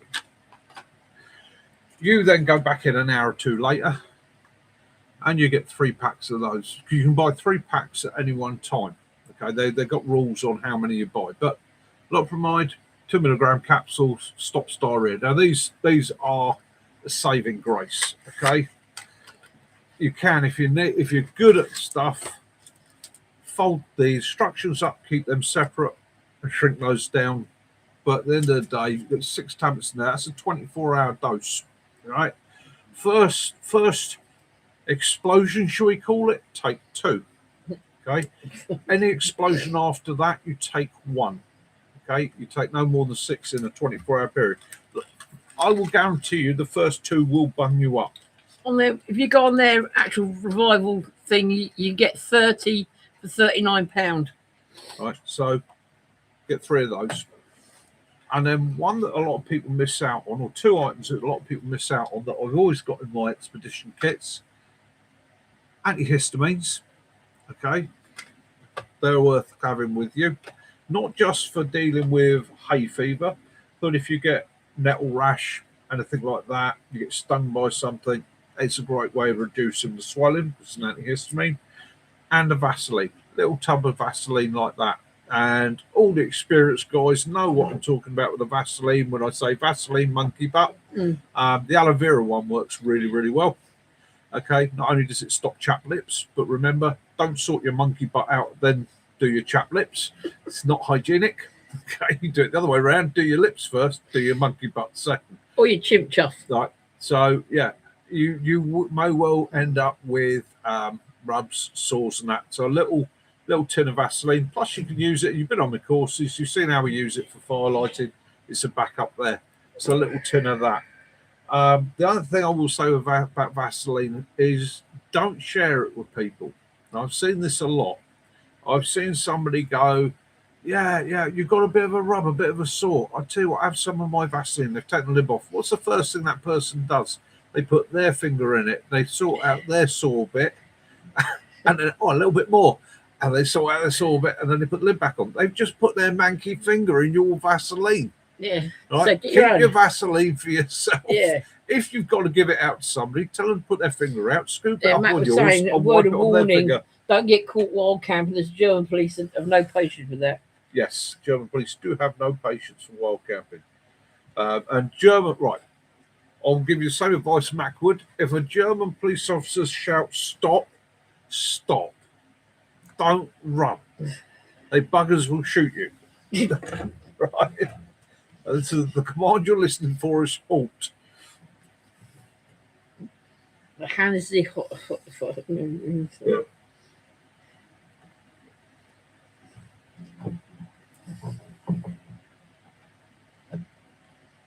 Yeah, chafing sucks, and a little bit of Vaseline will get you through the day. Chapstick, yeah. Another one. It's a bulky item, but I would take it with me, actually. I tell you what, I would take it with me if it was me. It is a bulky item. Medicated body powder. Okay. Not talc. Yeah, you can use it for your feet. At the end of the day, use it to dry your feet out. It's soothing, cooling, drying, absorbent, and don't get it from Amazon because it'll cost you about £4. Pound shop, is it? Yeah. On your feet, between your toes, and that after you've cleaned them. And if you need to, a little dusting around the old before you start walking, that'll help. If you don't want to carry that, I've still got some here. You could always put it in a baggie.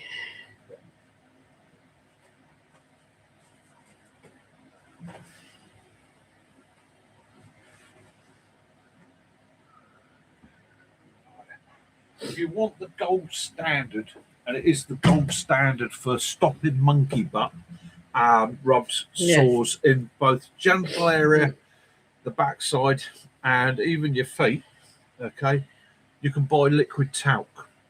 Okay, now this stuff is absolutely superb. It is just a cream. It's designed for babies.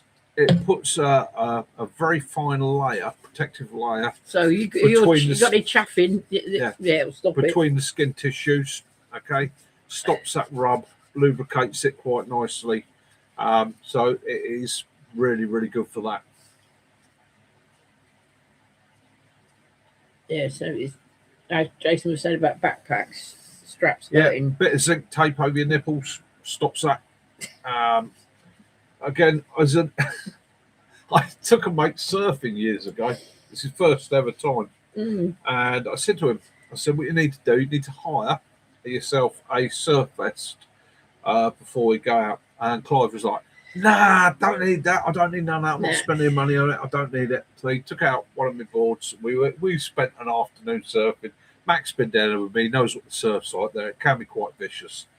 So I took him out and he surfed all day long. Off the Loved board, it. on Cold the board, water, off the board. on the board, off the board, on the board, off the board. Until the end of the day when he come out and he had 2 red streaks coming down here where he'd actually worn his nipples off completely. I never laughed so much in all my life. And that evening, he whimpered. He whimpered a lot. It was funny. Cold water will stop pain. Alan Jason's wife is laughing at him now about his nipples. Poor old Clive. He wore the damn things completely off. There was no nipple left. It was just the 2 horrible salt and sand. Yeah, Savlon, yep. good stuff. Yeah, good stuff. Antiseptic. Germaline. Carry Germaline. Yeah.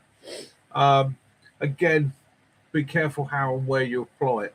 Okay, there are certain areas. Also, it's worthwhile checking on what you can take into a country. That's the other thing I was just going to say. Yeah, because they can look into what you're allowed to take out with you. You might well find that you might have to secure some of these items out there, especially when it comes to the pain relief and the anti-diarrhea tablets. Things like Vaseline, talcs, and that, not going to be a problem. But yeah.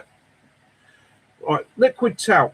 You can buy it online, you can buy it in the pound shop. Look in the baby section, a lot of supermarkets carry it. It is designed for babies. It's designed to be a little bit less intrusive than the normal talc.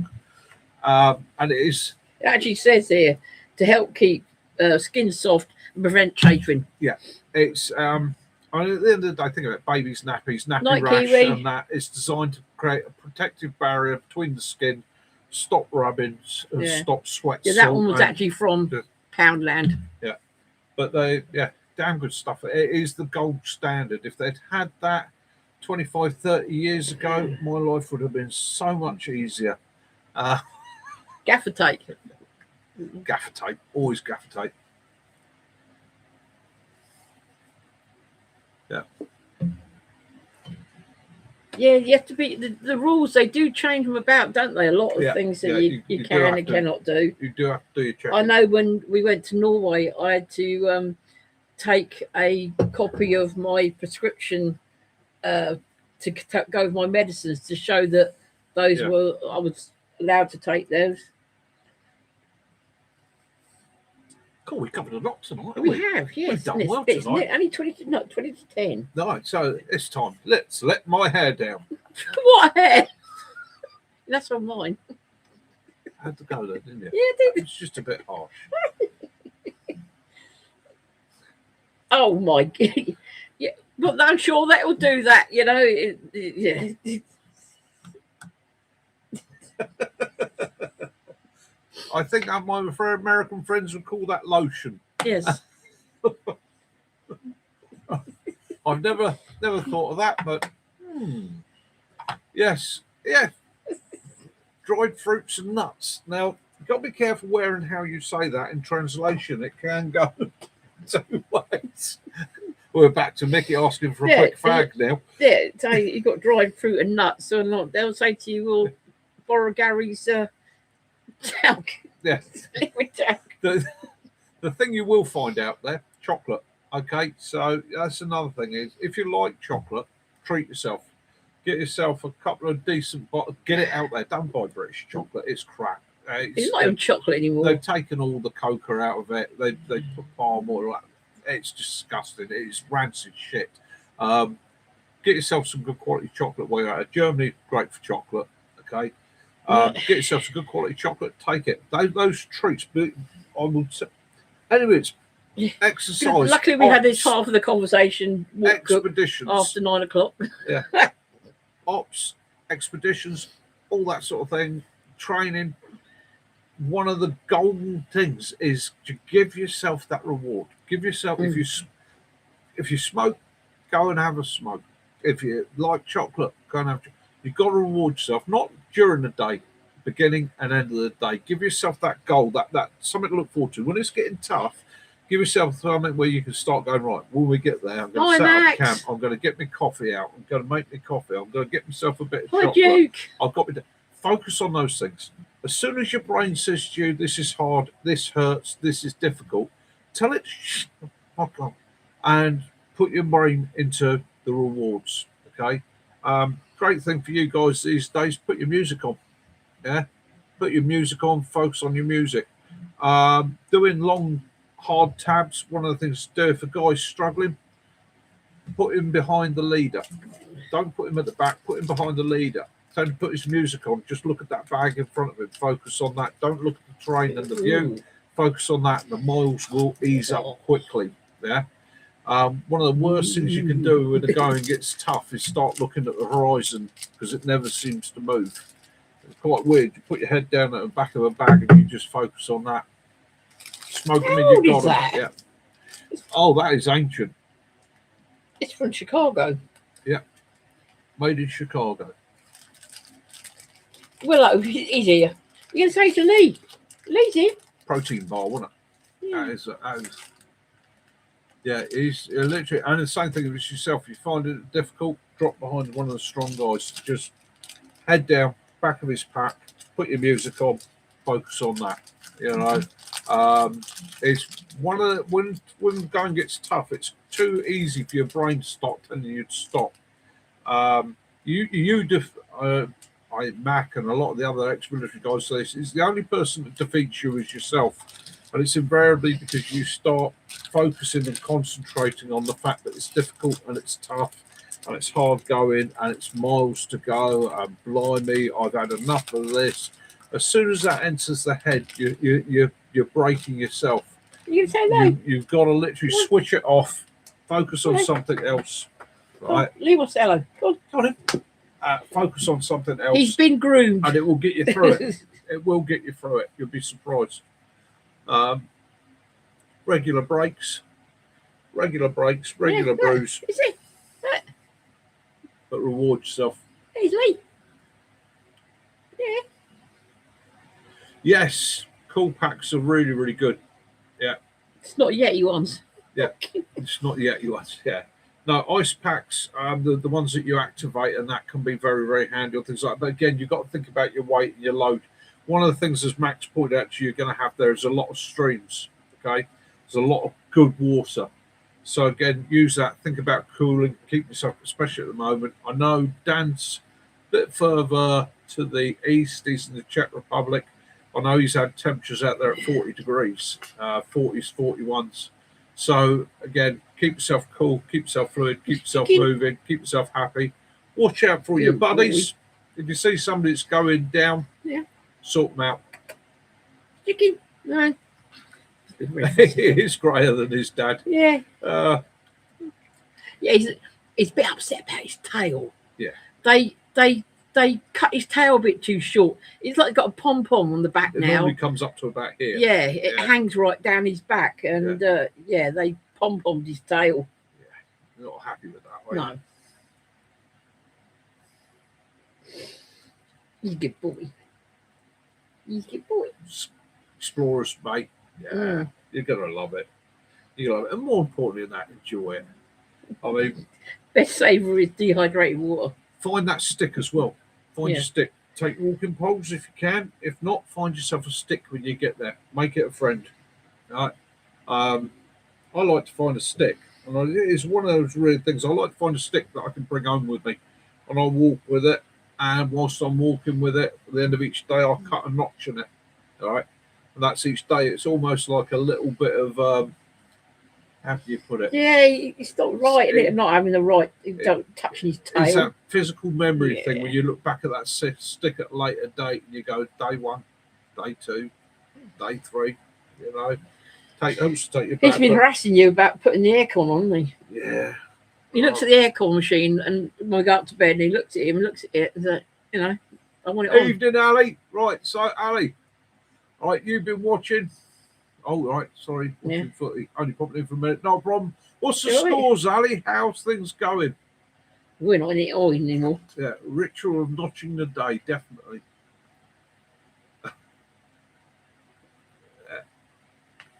Yeah, he's a good boy. Isn't you? Yeah, Bailey took him not out at bad, 7 little o'clock dog. today. He's been out for his walk, haven't you? Yeah. His back leg falling off, Dad. So the fly. His back leg's falling off. Yeah, That's old Dick's falling off the seat. 0-0. Okie doke. it. Cheers, Andy B. Yeah.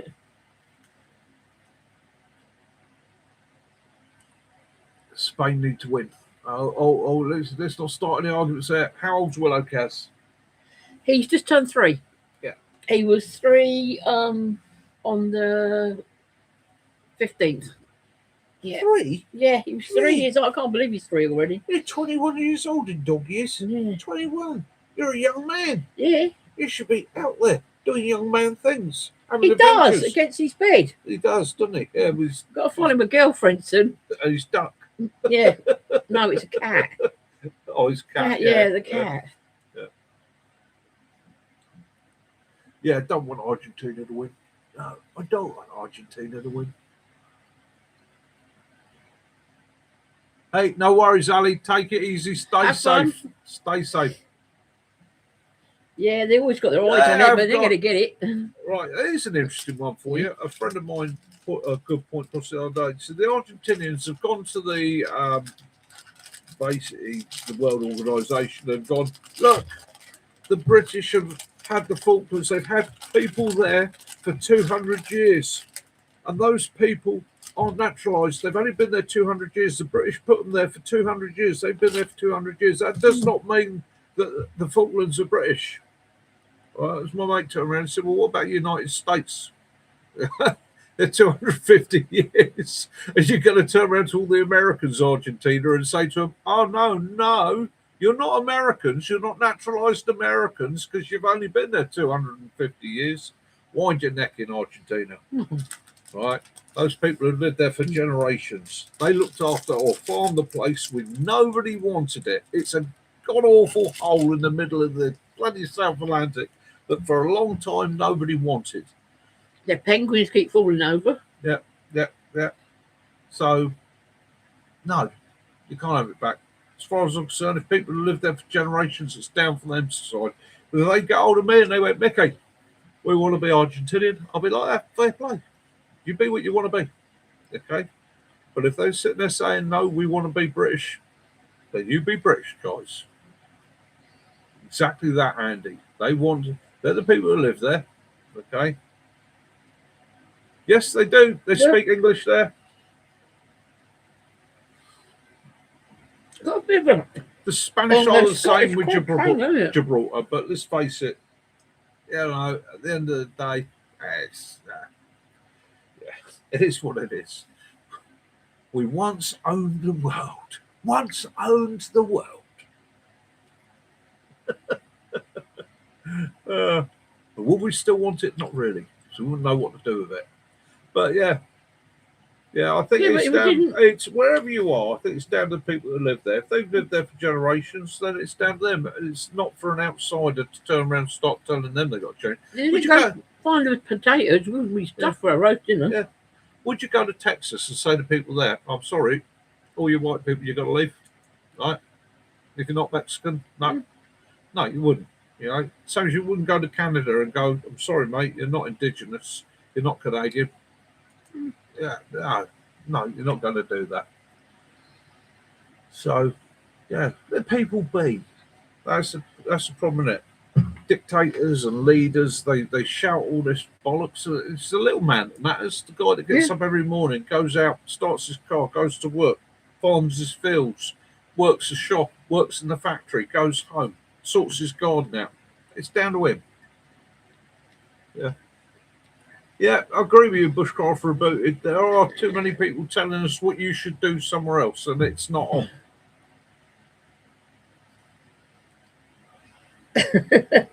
Oh, right. Okay, Jason. Yeah, all right. That's an awkward one. I put my foot in my mouth there. Yeah, haven't I? he did. Yeah, he caused an international incident. What a surprise. Let's face it. I've been on That's Mickey done, isn't it? Yeah, that's you, Don.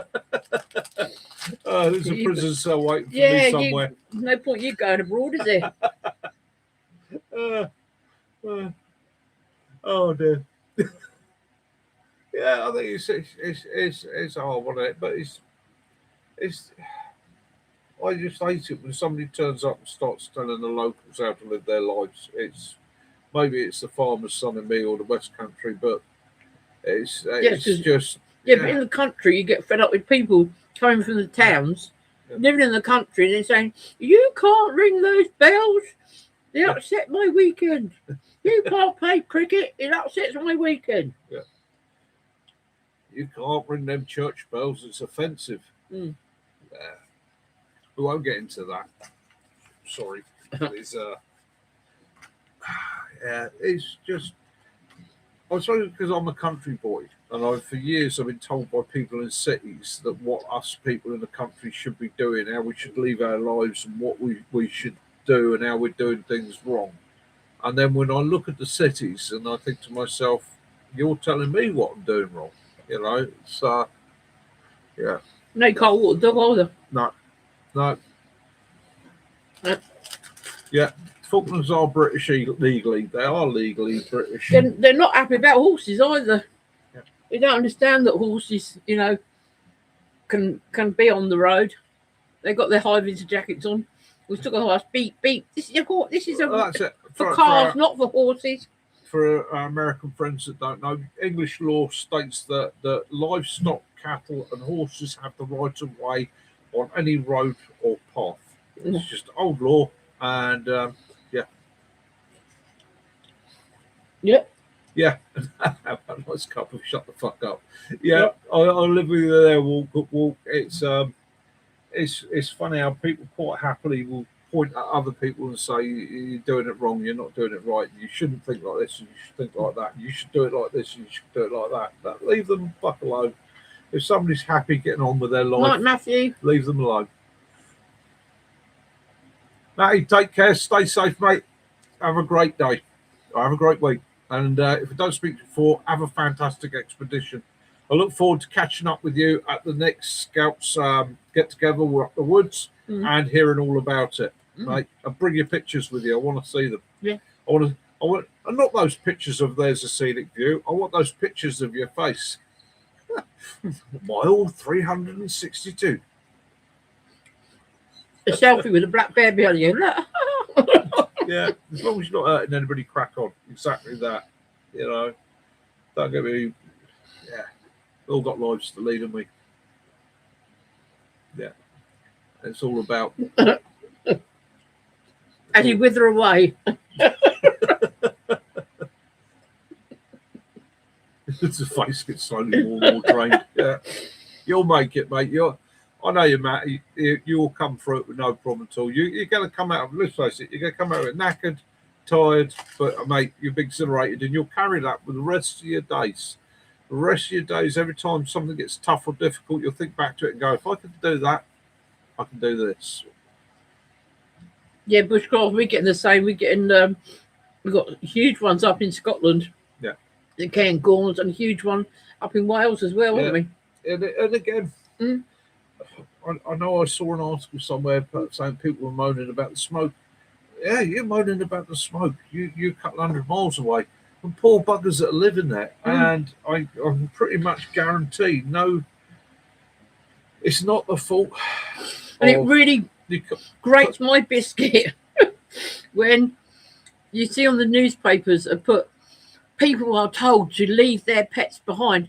No, they don't. People don't leave their pets They behind. do not. Yeah. The fire brigade do not say to people, leave your pets behind. And it really, livestock might be another matter. Yeah, livestock, the best thing you can do is let the buggers go. Yeah. And let them try and fend for themselves. But as for, you've got to leave your pets behind, that's just rubbish. No. Wouldn't happen. Would we leave you behind? No, we wouldn't leave you behind, would we? No. Your mum would pick you up, stuff you in her cleavage, and she'd be running with you. Yeah. Would. Definitely would, mate. Come on in. Up you come. Yeah, because you're a good little dog, aren't you? Oh yes, yes. So, what else does the world say about the British? No, and again, there's many differences in Britain as there is in the world. The majority talk out their ass, not their face. Yes.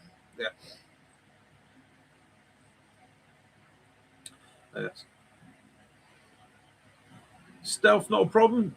Hey, hope your grandchildren are doing well. Yeah. Hope they're doing well. All quiet now. Stealth, I've got to come down to see you sometime soon.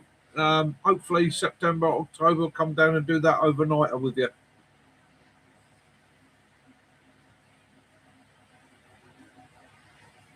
It is 3 minutes to go. 3 minutes to go. Drink All right. up, gentlemen. Yep. You got your bell. The landlady is ringing the bell.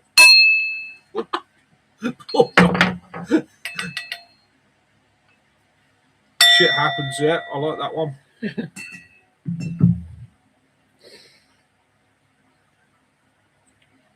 Yeah, when the going gets tough, the clever fuck off. It's that was one that I heard years ago. We smell it all the time because some of our neighbours smoke it as though it wafts through. Don't they? Yeah. Every dog does have its day, definitely. Yeah. Do you have your day, Will? Is it your day today? Like my favourite one for years has been when in doubt, leave it out. That applies not just to food, foraging, and that, but everything in life. You know, if you're really in doubt, yeah, don't put yourself at risk. I prefer. She's got more swing than a cart horse. Hey, Bushcraft Rebooted, you're not the only one, mate. So the British public. Yeah, it's We'll be all right when we'll be when William takes over. William and Kate. We'll see. No, I think so. I hope so. Yeah, you're not the only one disappointed with them all. I think I could say quite fairly. The king gave Kate the crown that was without giving it to Camilla. Yeah, that caused hoo-ha. Yeah.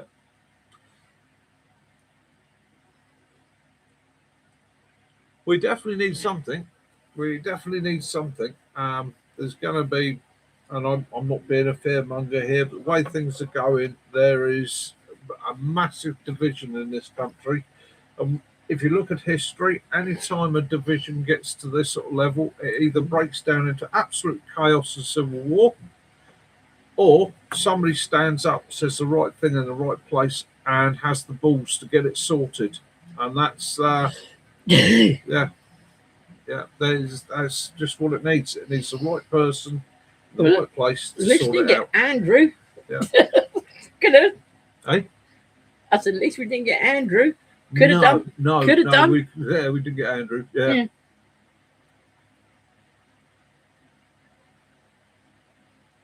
Yeah, I love Billy Connolly.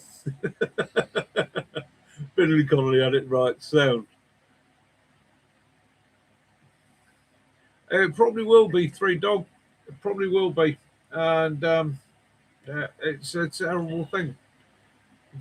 Anybody that's ever seen that sort of level of strife in the world, you got to look at history. It's an awful, terrible thing, and no good ever comes of it.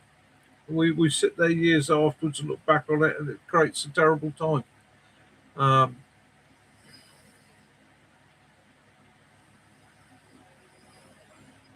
Oh, yeah, there's divisions. Don't you worry, Mike. There's all sorts of issues going on in this country at the moment. In fact, I think in all the countries in the world, it's, people aren't talking is the problem. People are telling.